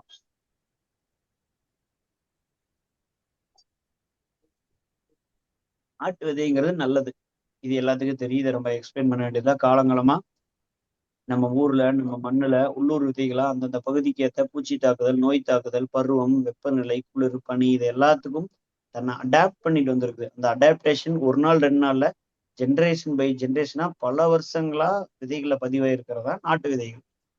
உதாரணத்துக்கு நம்ம விதைகள், காய்கறி விதைகள் எல்லாமே உற்பத்தி, விற்பனை, வாங்கி விற்கிறது, விவசாயின்றது எல்லாமே பண்ணிட்டு இருக்கோம். உதாரணத்துக்கு இப்போ உங்களுக்கு எல்லாம் ஒரு ஆளுக்கு கொஞ்சம் ஒரு வெண்டைக்காய் விதை கொடுக்குறேன்னு வச்சுக்கோங்க. அந்த வெண்டைக்காய் விதையோட முதல் வித்து இங்க எப்போ விழுந்திருக்கும் தெரியாது, காலங்காலமா விழுந்துட்டே இருக்கும். நீங்க ஒண்ணு விதைக்கிறீங்கன்னா எத்தனை வருஷத்துக்கு அந்த விதை இருக்கும், அதுவும் போயிட்டே இருக்கும். அப்போ இத்தனை ஆண்டு கால ஜெனட்டிக் அடாப்டேஷன் அதுல இருக்கும் ஒரு விதையில. அது ஏதோ ஒரு வெண்டைக்காய் விதை, ஏதோ ஒரு தக்காளி விதை கிடையாது. அது மனுஷங்களுக்கும் அதே தான். ஜெனட்டிக் அடாப்டேஷன் நமக்குள்ளே இருக்குது. அம்மா அப்பா தாத்தா பாட்டி காலங்காலமா ஏதோ ஒன்று இருக்குது. அப்படியெல்லாம் ஏதோ ஒன்று இருக்கிறனாலதான் நம்ம இயற்கை விவசாயம் கத்துக்கிறதுக்கு வந்து உட்காந்துருக்கோம். எதுவுமே இல்லாம திடீர்னு நமக்குள்ள இருந்து ஒண்ணு திடீர்னு வெடிச்செல்லாம் வந்துடாது. யாரோ விதைச்சிருப்பாங்க, ஏதோ பண்ணிட்டு இருந்திருப்பாங்க. அது இயல்பாவே நமக்குள்ள இருக்கும். அதே போலதான் செடிகளுக்குள்ளயுமே அந்த அடாப்டேஷன் எபிலிட்டி இருக்கும். அதுதான் நாட்டு விதைகளோட சிறப்பு. அதனால அது நமக்கு ஆரோக்கியம் கொடுக்கக்கூடியதாகவும் இருக்குது. 2வது ஹைபிரிட். ஹைபிரிடுங்கிறது நல்லதா கெட்டதா, சாப்பிடலாமா வேண்டாமா, பெரும் குழப்பம் இருக்கு நிறைய பேர்த்துக்கு. அப்ப ஹைபிரிடைசேஷன்ங்கிற சயின்ஸ் என்னன்னு புரிஞ்சிட்டோம்னா ஹைபிரிட் நல்லதா கெட்டதாங்கிற கேள்விக்கு பதில் நமக்கு எளிமையா கிடைச்சிடும். ஹைபிரிடைசேஷன் அதை எப்படி பண்றாங்க, அது பின்னாடி இருக்கிற அறிவியல் என்ன அப்படிங்கிறத நம்ம கேள்வி வரணுமே தவிர எடுத்தோன்னா ஹைபிரிட் நல்லது அல்லது கெட்டதுங்கிற முடிவுக்கு போயிடக்கூடாது. இது என்ன சொல்லுவாங்கன்னா ப்ரீ ஜட்ஜ்மெண்டல் மைண்ட் செட் அப்படின்னு சொல்லுவாங்க. முன்முடிவு எடுக்கக்கூடிய மூளை அப்படின்னு. ஒண்ணு பார்த்தோன்னா அது நல்லது அல்லது ஒண்ணு பார்த்தோன்னா கெட்டது, இவர் சொல்லிட்டாங்களா நல்லது, இவர் சொல்லிட்டாங்களா கெட்டது அப்படிங்கிற முடிவுக்குள்ள நம்ம போயிடக்கூடாது. அது அடிப்படையான விஷயம். அப்ப ஹைபிரிடைசேஷன் எப்படி பண்றாங்கன்னா ஒரு தக்காளி செடி நீண்ட நாள் காய்க்கும், விளைச்சல் குறைவா இருக்கும். இன்னொரு தக்காளி செடி கொஞ்ச நாள் தான் காய்க்கும், விளைச்சல் அதிகமா இருக்கும். 2மே நாட்டு வெரைட்டி தான். உங்களுக்கு 2ல எது வேணும்னு கேட்குறேன், என்ன சொல்லுவீங்க? திரும்ப சொல்ற, வெரைட்டி 1 1 மாசம் தான் காய்க்கும், நிறைய காய்ச்சிரும். வெரைட்டி 2 3 மாசம் காய்க்கும், ஆனா கொஞ்சம் தான் காய்க்கும். உங்களுக்கு என்ன வேணும்? ஒரு மாசம் ஃபர்ஸ்ட் மந்த் நிறைய அதிக இல்ல காய்க்கும். நாள் அதிக நாள் காய்க்குது இல்லைங்க ஐயா, அதுதான் வேணும். இல்ல மனுஷனுக்கு என்ன தேவைப்பட்டுச்சுன்னா நிறைய நாளும் காய்க்கணும், நிறையாவும் காய்க்கணும். அங்கதான் இருக்கு மனுஷனோட இது தேவை. அப்படி இல்லைங்க ஐயா. அப்பதான் அப்பதான் ஹைபிரிடைசேஷனுக்குள்ள போறாங்க. இந்த ரெண்டுல இதுதான் வேணும்னா அதையே விதைச்சிட்டு இருப்பாங்க, இதுதான் வேணும்னா இதே விதைச்சிட்டு இருப்பாங்க. ஏன் ஹைபிரிடைசேஷனுக்குள்ள போறாங்கன்னா இந்த ரெண்டு விதையை எடுத்து கிராஸ் பாலினேஷன் பண்றாங்க. இது நம்ம பள்ளிக்கூடத்துல படிச்சிருப்போம், மகரந்த சேர்க்கை அப்படின்ட்டு. சூலகம், சூழ்முடி, மகரந்தம். மகரந்த சேர்க்கையெல்லாம் படிச்சிருப்போம். தன்பா சேர்க்கை, அயல் மகரந்த சேர்க்கை, தேனி பூச்சிகள் மூலமா, பறவையின் மூலமா, காற்றின் மூலமா மகரந்த சேர்க்கை நடக்கிறதெல்லாம் படிச்சிருப்போம் நம்ம. இப்போ அயல் மகரந்த சேர்க்கையின் மூலமா இன்னொரு செடியில் இருக்கக்கூடிய மகரந்தம் இன்னொரு செடிக்கு போகும்போது ரெண்டு பேரண்டோட குணமும் அதுல வரும். ரெண்டாவது ஹேண்ட் பாலினேஷன். அப்ப நம்ம மனிதர்கள் ஒரு பூவை தொட்டு இன்னொரு பூவில் எடுத்து வைக்கும்போது ரெண்டு பேரண்டோட குணமும் வர்ற மாதிரி ஒரு செடியை நம்ம உருவாக்க முடியும். இதுதான் ஹைபிரிடைசேஷன். இப்ப நமக்கு தேவையான ரெண்டு பயிர்கள், ரெண்டு குணாதிசயம் இருக்கக்கூடிய பயிர்களை தேர்ந்தெடுத்து அதுக்குள்ள கிராஸ் பாலினேட் பண்ணி ஒரு செடியை உருவாக்கிறது. அடுத்தது அந்த அந்த F1 போட்டிருப்பாங்க நிறைய ஹைபிரிட்ல. F1 தக்காளி, F1 கத்திரி அப்படின்னா ஃபவுண்டேஷன் 1, முதல் தலைமுறை வித்து அப்படின்னு அர்த்தம். இப்போ ரெண்டு தாய் செடி கிராஸ் பண்ணி கொண்டு வந்திருப்பாங்கல்ல, ஃபவுண்டேஷன், அதான் பேஸ், முதல் இது கொண்டு வந்தது. அப்போ அதை என்ன பண்ணுவாங்க அப்படின்னா அதுல இருந்து பெருக்கி கொண்டு வர்றது. அப்போ விலை அதிகமா இருக்கு. இப்போ நாட்டு விதை வெண்டைக்காய் கிலோ 1000 ரூபாய்க்கு கிடைக்குது. ஆனா ஹைபிரிடு 100 கிராம் 700 ரூபா. அப்போ கிலோ 7000 ரூபாய் ஆச்சு. இவ்வளோ இடைவெளி காரணம் என்னன்னா அவங்க ஹைபிரிடைசேஷன் பண்ற இடத்துல நிறைய ஃபெயிலியர் நடக்கும். 4ல் 1 தான் சக்சஸ் ஆகும். ரெண்டாவது இதை பெருக்கி கொண்டு வர்றதுல அந்த செட்டப்பு. அப்போ இந்த F1 கொண்டு வரும்போது வேற ஒரு எங்கேயோ இருக்கிற தக்காளியில இருந்து ஒரு பூல தேனி பூச்சி உட்காந்துட்டு நம்ம F1 தக்காளியில வந்து உட்காந்துச்சுன்னா என்ன ஆகும்? ரகமே மாறிடும். இவ்வளோ ரிஸ்க் இருக்கு. அப்போ கண்ட்ரோல்டு கிளைமேட்ல உருவாக்கணும் இதெல்லாம். இதனாலதான் ஹைபிரிடோட விலை அதிகமா இருக்கு. ஹைபிரிட்னா எடுத்தோன்னா நல்லது கிட்டதுன்னு போகாம திரும்பவும் ஹைபிரிடைசேஷனுக்கான பின்னாடி இருக்கிற சயின்ஸ் நம்ம தெரிஞ்சுக்கிறதா இங்க ஒண்ணு. அடுத்தது ஹைபிரிடைசேஷன். அடுத்ததா GMO. GMOங்கிறது கட்டாயம் தவறு, 100%. அதை நம்ம ஓப்பனா சொல்லிதான் ஆகணும். ஏன்னா ஜெனட்டிக்லி மாடிஃபைடுங்கிறது வேற ஒரு ஸ்பீசியஸ்ல இருக்கக்கூடிய ஜெனட்டிக் எடுத்து உணவுக்குள்ள வைக்கிறது. இப்போதைக்கு பருத்தியில இருக்குது, கத்திரிக்காய்க்கும் கடுகுக்கும் வர இருந்துச்சு, ரொம்ப தீவிர எதிர்ப்புல நிறுத்தி வச்சிருக்கிறாங்க. இதை பத்தி நீங்க விரிவா தெரிஞ்சுக்கணும்னா 2 விஷயம் மட்டும், ஒரு புக்கு, ஒரு யூடியூப் வீடியோ, இந்த 2 மட்டும் பாருங்க. புக்கோட பேர் என்ன? ஜெனட்டிக் ரவுலெட் அப்படிங்கிற ஒரு புத்தகம். புத்தகத்தோட பேரு ஜெனட்டிக் ரவுலெட். ரவுலெட்னு என்ன அர்த்தங்க? ரவுலெட், ஜெனட்டிக் ரவுலெட். ரவுலெட் அப்படின்னா இங்க சூதாட்டம்னு அர்த்தம். சூது, கேம்பிளிங். ஜெனட்டிக் ரவுலெட்னா மரபணு சூதாட்டம். நம்ம மரபணு வச்சு ஒரு சூதாட்டம் நடந்துட்டு இருக்கு, அதை படிச்சு தெரிஞ்சுக்கோங்க அப்படின்னு ஒரு பெண் பத்திரிகையாளர், அறிவியலாளர் எழுதின, ஒரு ஆராய்ச்சியாளர் எழுதின புத்தகம் தான் genetic roulette, written by Jeffrey Smith, அந்த ஆத்தர் பேரு. நம்ம பேர் எழுதிச்சுக்கோங்க, ஆன்லைன்ல கிடைக்கும், கட்டாயம் அந்த புத்தகத்தை பாருங்க. ஒண்ணு. ரெண்டாவது, இந்தியாவில GMO பருத்தினால பாதிக்கப்பட்ட ஒரு கிராமத்தையே ஆவணப்படுத்தியிருக்காங்க. அதிக விவசாயிகள் தற்கொலை பண்ண ஒரு மாவட்டம் மகாராஷ்டிராவில் இருக்கிற விதர்பா அப்படிங்கிற ஒரு மாவட்டம். காரணம் GMO காட்டன் அவங்க பயிர் பண்ணாங்க. இது வந்து யூடியூப்லயே டாக்குமெண்டா இருக்கு. I want my father back, அதான் அந்த வீடியோட தலைப்பு. அது பல மொழிகள்ல இருக்கு, தென்னிந்திய மொழிகள்ல இருக்கு. நீங்க வேணுங்கிற மொழியில போட்டு நீங்க அந்த வீடியோ டாக்குமெண்டரி பார்த்துக்கலாம். அதாவது I want my father back, அதாவது ஒரு விவசாயி இறந்துட்டாரு தற்கொலை பண்ணி, அவரோட பொண்ணு எங்க அப்பா ஏன் இறந்தாங்க அப்படின்னு ஒரு கேள்வி கேட்குது. அந்த கதை தான் அப்படியே ஒரு ஆவணமா எடுத்திருப்பாங்க. இந்த 2 பாத்தீங்கன்னா நீங்க GMO ஏன் வேண்டாம்னு நீங்களே சொல்லிடுவீங்க. ஏன்னா GMO சாப்பிட்டோம்னா ஜெனட்டிக்லாவே பிரச்சனை ஏற்படும். அந்த புத்தகத்துல, ஜெனட்டிக் ரவுலெட் புத்தகத்துல, GMO உணவுகளை எலிக்கு கொடுக்குறாங்க. அந்த எலிக்கு ஊனமா குட்டிகள் பிறக்கும் போதே கட்டி கட்டியா பிறகுது கழுத்தெல்லாம். உடல் கூறுகளே மாற்றத்தை ஏற்படுத்தக்கூடியதுதான் GMO-வா இருக்கு. அதனாலதான் அதை கட்டாயமா வேண்டாம் அப்படின்னு சொல்றோம். இதெல்லாம் விதைகள் இருக்கக்கூடிய அடிப்படைகள். சரி, விதைகள் உங்க கைக்கு வந்துருச்சு, இதெல்லாம் கடந்து நாட்டு விதைகளையோ அல்லது எளிமையா கிராஸ் பண்ண நீங்களே விவசாயிகளும் பண்றாங்க. விவசாயிகளும் 2 தக்காளிக்குள்ள கிராஸ் பண்ணி ஒரு தக்காளி உருவாக்கிட்டு தான் இருக்காங்க இப்போ வரைக்கும். நீங்க 2 வெள்ளை கத்திரியும் ஊதா கத்திரியும் பக்கம் பக்கமா நட்டீங்கன்னா அதுல இருந்து விதை எடுத்து போட்டீங்கன்னா 2 கலந்து வரும். ஒரு கத்திரி 2 லைட்டா கலந்து வரும். பாதி வர்றதெல்லாம் நாங்க பார்த்துருக்கோம். ஒரே ஸ்பீசிஸ்க்குள்ள கிராஸ் ஆகும், அதான் இயற்கை. நம்ம கிட்ட 200 வகை நெல் இருக்குன்னு சொல்றோம். எப்படி 200 வந்திருக்கும்? முதல்ல 40 இருந்திருக்கும். 40க்குள்ள கிராஸ் பண்ணிட்டே 60 ஆயிருக்கும். 60க்குள்ள கிராஸ் ஆகி 100 ஆயிருக்கும். கிராஸ் பாலினேஷன்ங்கிறது இயற்கையா நடக்கக்கூடிய ஒரு விஷயம். அந்த புரிதலோட ஹைபிரிடைசேஷன் நம்ம பார்த்தோம்னா புரிஞ்சிடும். சரி, நம்ம கிட்ட ஒரு விதை கிடைச்சிருச்சு. அந்த விதை என்ன பண்றது அப்படின்னுன்றது இதெல்லாம் அடிப்படையை பேசணும். உங்ககிட்ட ஒரு விதை வந்துருச்சு, தக்காளியோ கத்திரியோ. இது 2 விஷயம் இருக்கு. ஒண்ணு, நீங்க விதையை உற்பத்தி பண்ணி விற்பனை பண்றதன் மூலமா ஒரு வருவாய் எடுக்க முடியும். ஏன்னா தக்காளி விதை, நாட்டு தக்காளி விதை 1 கிலோ 2000 ரூபாய்க்கு மேல. நீங்க சாதாரணமா வீட்டு தோட்டத்துல தக்காளி போட்டு ஒரு 1/2 கிலோ எடுத்துட முடியும். ஆனா நிறைய செடி வேணும். இல்ல நில கீழே இருக்கிறவங்க ஒரு தக்காளி விதை எடுத்து கொடுக்க முடியும். அப்போ விதை உற்பத்தி நுட்பத்தை நம்ம கட்டாயம் தெரிஞ்சுக்க முடியும். 2வது, ஒரு தடவை வாங்கிட்டோம்னா அடுத்த முறை விதையை வாங்க வேண்டாங்கிற அளவுக்கு நம்ம விதை நுட்பத்தை எடுத்துக்கலாம். அதுல முதல் விஷயம் என்னன்னா, விதையில 3ஆ பிரிச்சறோம். ஒண்ணு விதை நேர்த்தி, விதை தேர்வு, விதை பாதுகாப்பு. இந்த 3 விஷயத்த நம்ம பண்ணணும். விதை தேர்வு, விதை நேர்த்தி, விதை பாதுகாப்பு. இங்கிலீஷ்ல seed treatment, seed selection, seed conservation அப்படின்னு சொல்றோம். விதை நேர்த்தி, விதை தேர்வு, விதை பாதுகாப்பு. இந்த 3 விஷயம் நமக்கு. விதை நேர்த்தினா உங்களுக்கு கிடைச்ச எந்த ஒரு விதையா இருந்தாலுமே அதை விதைக்கிறதுக்கு முன்னாடி பண்ண வேண்டிய வேலைக்கு தான் விதை நேர்த்தி. ஒரு சில விதைகளை ஊற வைக்கணும், ஒரு சில விதைகளை நேரடியா விதைக்கணும், ஒரு சில விதைகளை ஊற வச்சு உப்பி பெருத்து அப்புறம் தான் விதைக்கணும். ஒரு சில கிழங்கு வகைகள் நாத்து நடுறீங்கன்னா சில நுண்ணுட்ட கரைசல நனைச்சி எடுத்து நடணும். இதெல்லாமே விதை நேர்த்தி. அதாவது நடுறதுக்கு முன்னாடியே ஒரு செடி ஆரோக்கியமா வளர்றதுக்கான ஒரு சூழல் நம்ம ஏற்படுத்திடுறோம். அதான் விதை நேர்த்தி அப்படிங்கிறது. இந்த விதை நேர்த்தியின் மூலமா நமக்கு கிடைக்கிறதுனா சிம்பயாசிஸ்னு ஒரு வேலை நடக்குது, ஒரு அறிவியல். சிம்பயாசிஸ்னா சார்புண்ணிகள் ஒண்ணு சார்ந்து இருக்கிறது அப்படின்னு படிச்சிருக்கோம். இப்போ மண்ணுல நமக்கு என்ன ஒரு சத்துக்களை கொடுத்தாலும் சரி, நீங்க எவ்வளவு கம்போஸ்டோ மண்புழு எல்லாமே கொடுத்தாலும் அந்த செடி எடுத்துக்கிற போதுதான் அதுல சத்து இருக்கும். நீங்க மாட்டு நல்லா மக்கின மாட்டு இருந்துச்சுன்னா நீங்க அதை கொண்டு போய் போட்டீங்கன்னா அதுல செடி வளர்றக்கும். இதுவே ஒரு மண்புழு எருவை கொண்டு போய் செடிக்கு போடுறீங்க, அதோட விளைச்சலுக்கு வித்தியாசம் இருக்கும். ஏன்னா அந்த செடி வேறு எடுத்துக்கூடிய வடிவத்துக்கு மாற்றக்கூடியது அந்த மண்புழுவும் மண்ணில் இருக்கக்கூடிய பல வகையான ஒண்ணு இருக்கும். நீங்க பயோ ஃபெர்டிலைசர் அப்படிங்கிற பேர்ல இப்ப நிறைய பேர் பயன்படுத்திட்டு இருக்கோம். உயிர் உரங்கள், அதாவது மண்ணில் இருக்கக்கூடிய தாவர வேர்களுக்கு நல்லா செய்யக்கூடியது. அது தாவர வேர்களில் போய் படிஞ்சிடும். அந்த சிம்பயாட்டிக் மைக்ரோப்ஸ் அப்படின்னு சொல்லுவாங்க, பள்ளிக்கூடங்களை படிச்சிருக்கோம். சார்புண்ணி நுண்ணுயிர்கள் அது தாவரங்களோட வேர்ல படிஞ்சிடும், பெனிட்ரேட் ஆகும், அல்லது செடிமெண்ட் ஆயிரும்.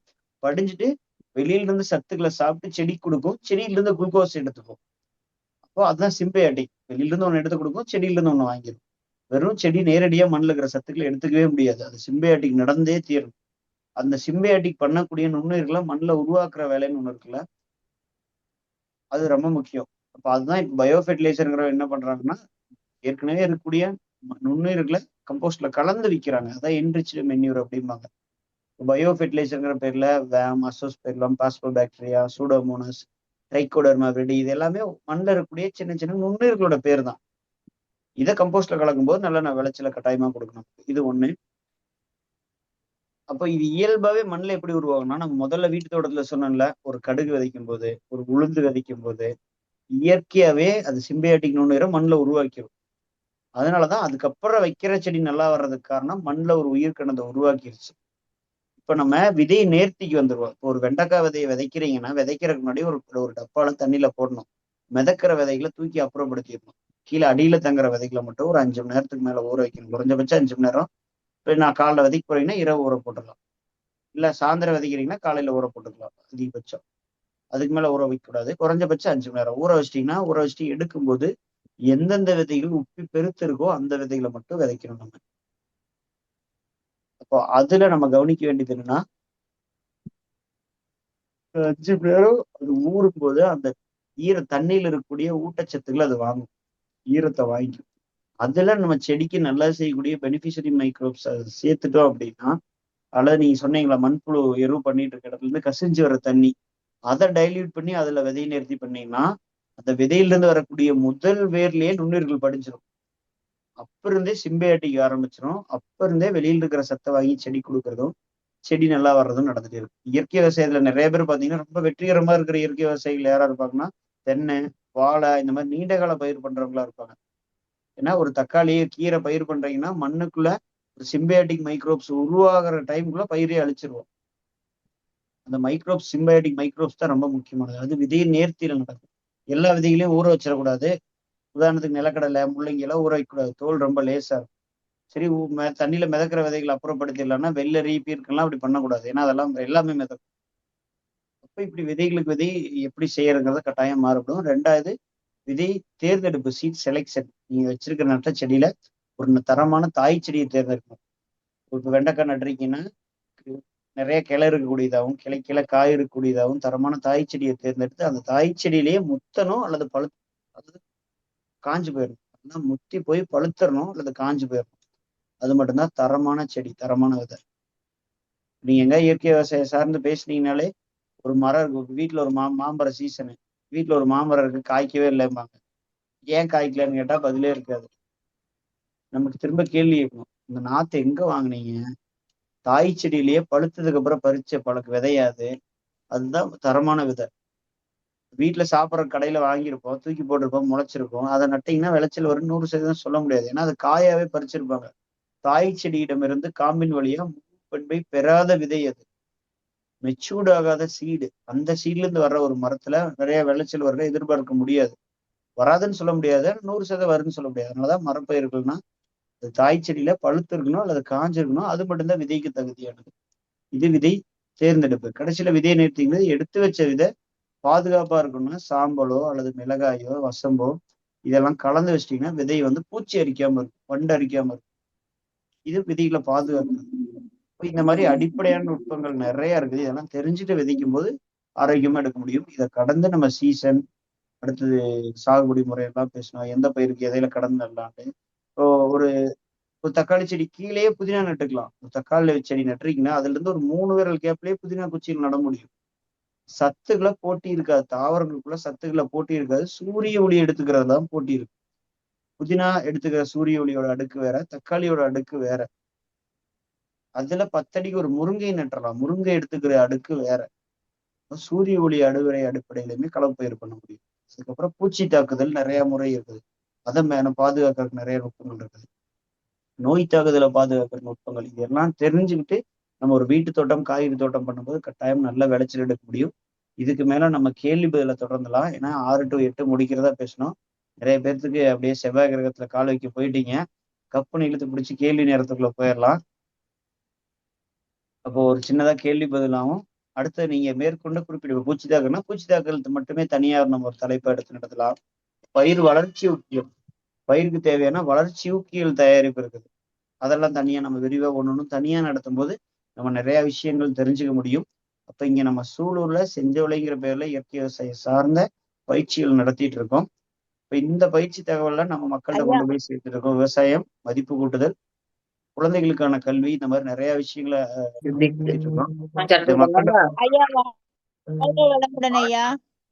சொல்லிடுறேங்கம்மா. சொல்லுங்கம்மா. ஐயா, இந்த கொய்யா இலை, மா இலை, இந்த மகிழ மரம் இலை, செம்பருத்தி இலையெல்லாம் மக்கிடுது. இந்த இலையெல்லாம் மக்க மாட்டேங்குதுங்க ஐயா. மக்குமா, கொஞ்சம் நாளாகும். அதை சாப்பிடக்கூடிய உயிர்கள் மண்ணில் உருவாகிற வரைக்கும் அந்த நாளாகுமா. உருவாயிடுச்சுன்னா நாளாக அதை என்ன பண்றேன்னா ஒரு இடத்துல போட்டு ஒரு லேயர் இலை, லைட்டா மண்ணு, அந்த மாதிரி போட்டு போட்டு தண்ணி விட்டு வச்சிருந்தா கூட மண்ணு மாதிரி ஆயிடுதுங்க ஐயா.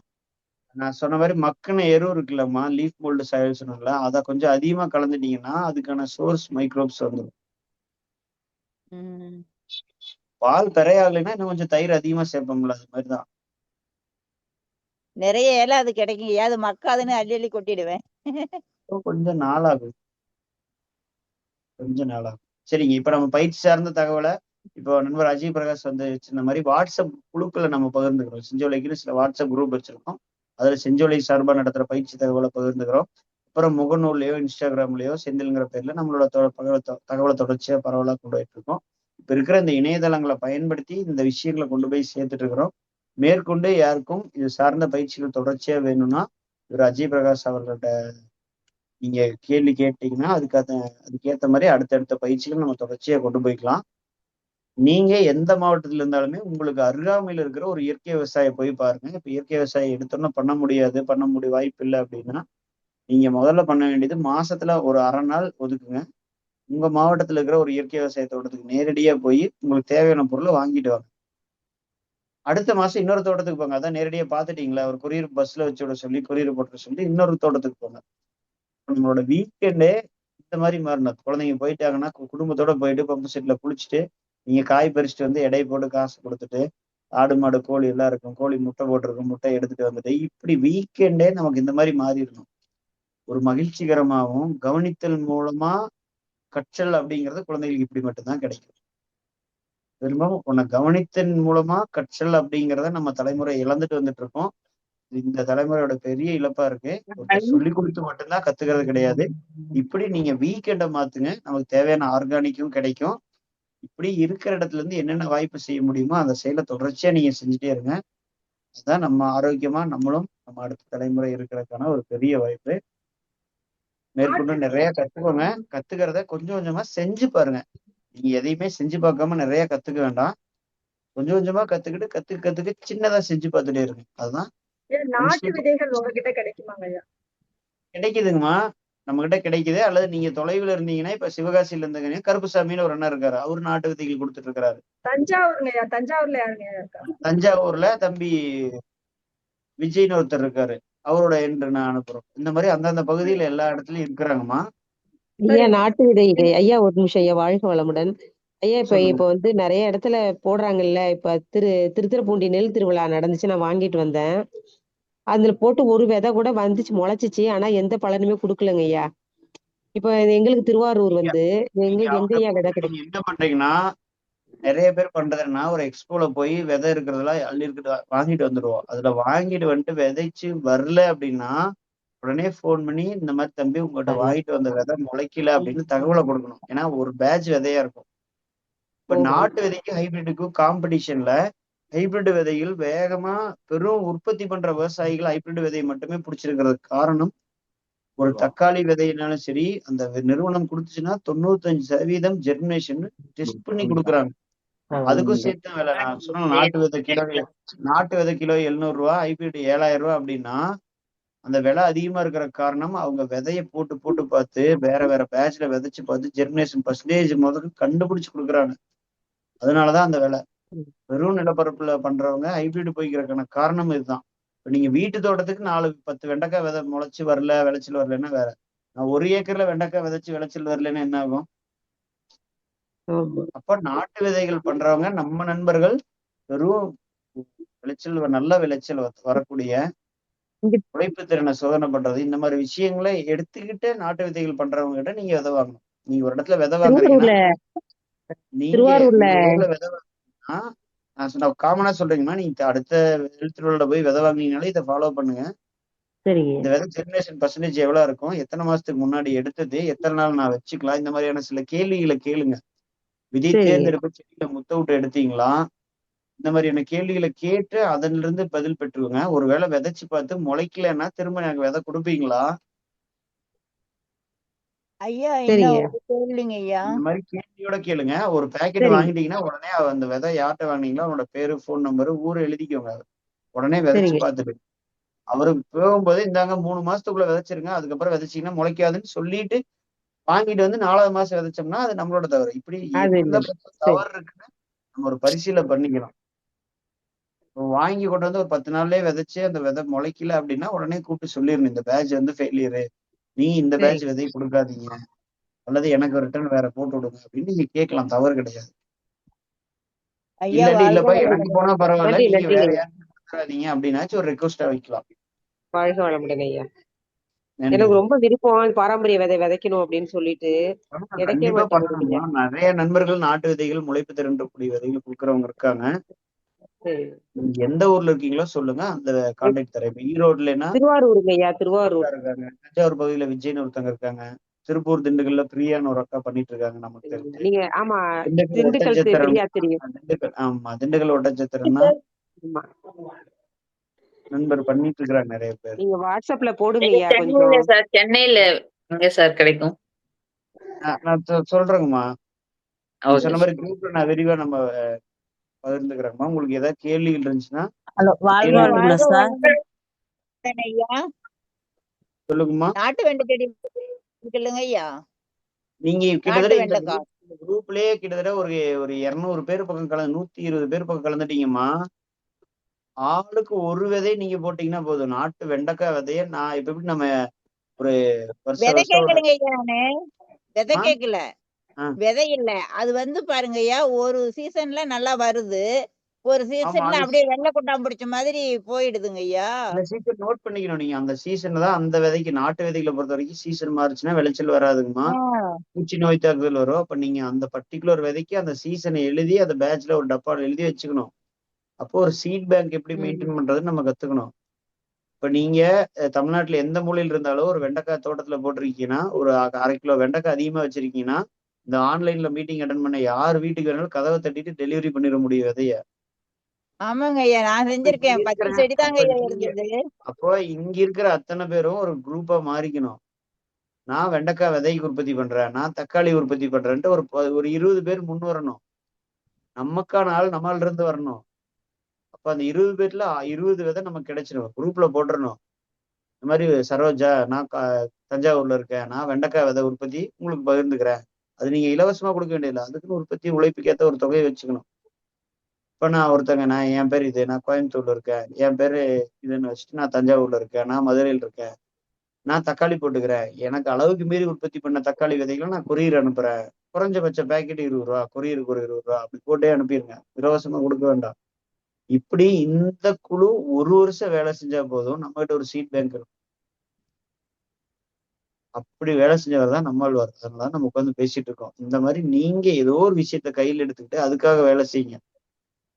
இல்ல என்னால எதுவும் பண்ண முடியாது, ஆனா எனக்கு நேரம் இருக்கு அப்படின்னா நீங்க போன் பண்ணி ஃபாலோ பண்ற வேலையை செய்யுங்க. யாரோ ஒருத்தர் யார் முன்னுறாங்களோ 20 பேர்த்து பேர் எழுதிட்டு 20 விதை பேர் எழுதிட்டு வாரம் ஒரு தடவை கூப்பிட்டு, என்னம்மா செல்விமா, நீங்க வெண்டைக்காய் விதைக்கு பொறுப்பெடுத்திருந்தீங்க, வெண்டைக்காய் விதைச்சிங்களா, முளைச்சி வந்துச்சா, விதை எடுத்தீங்களா, விதை பூச்சரிக்கா பத்திரமா வச்சிட்டீங்களா, நீங்க போன் பண்ணி கேட்டுருக்கணும்.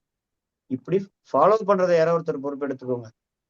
இப்ப நம்மள ஒருத்தர் முன்னெடுக்கும் போது, கை தூக்கி முன்ன வரும்போது நமக்கான வாய்ப்பு பின்னாடி கிடைக்கும். தண்ணீருக்கு என்ன சார் என்னையா பண்றது? எதுக்குமா? தண்ணீர் 1300 இருக்கு டிடிஎஸ். டிடிஎஸ் 1300னா நீங்க காய்கறிகள் ஓரளவுக்கு வந்துருங்கம்மா.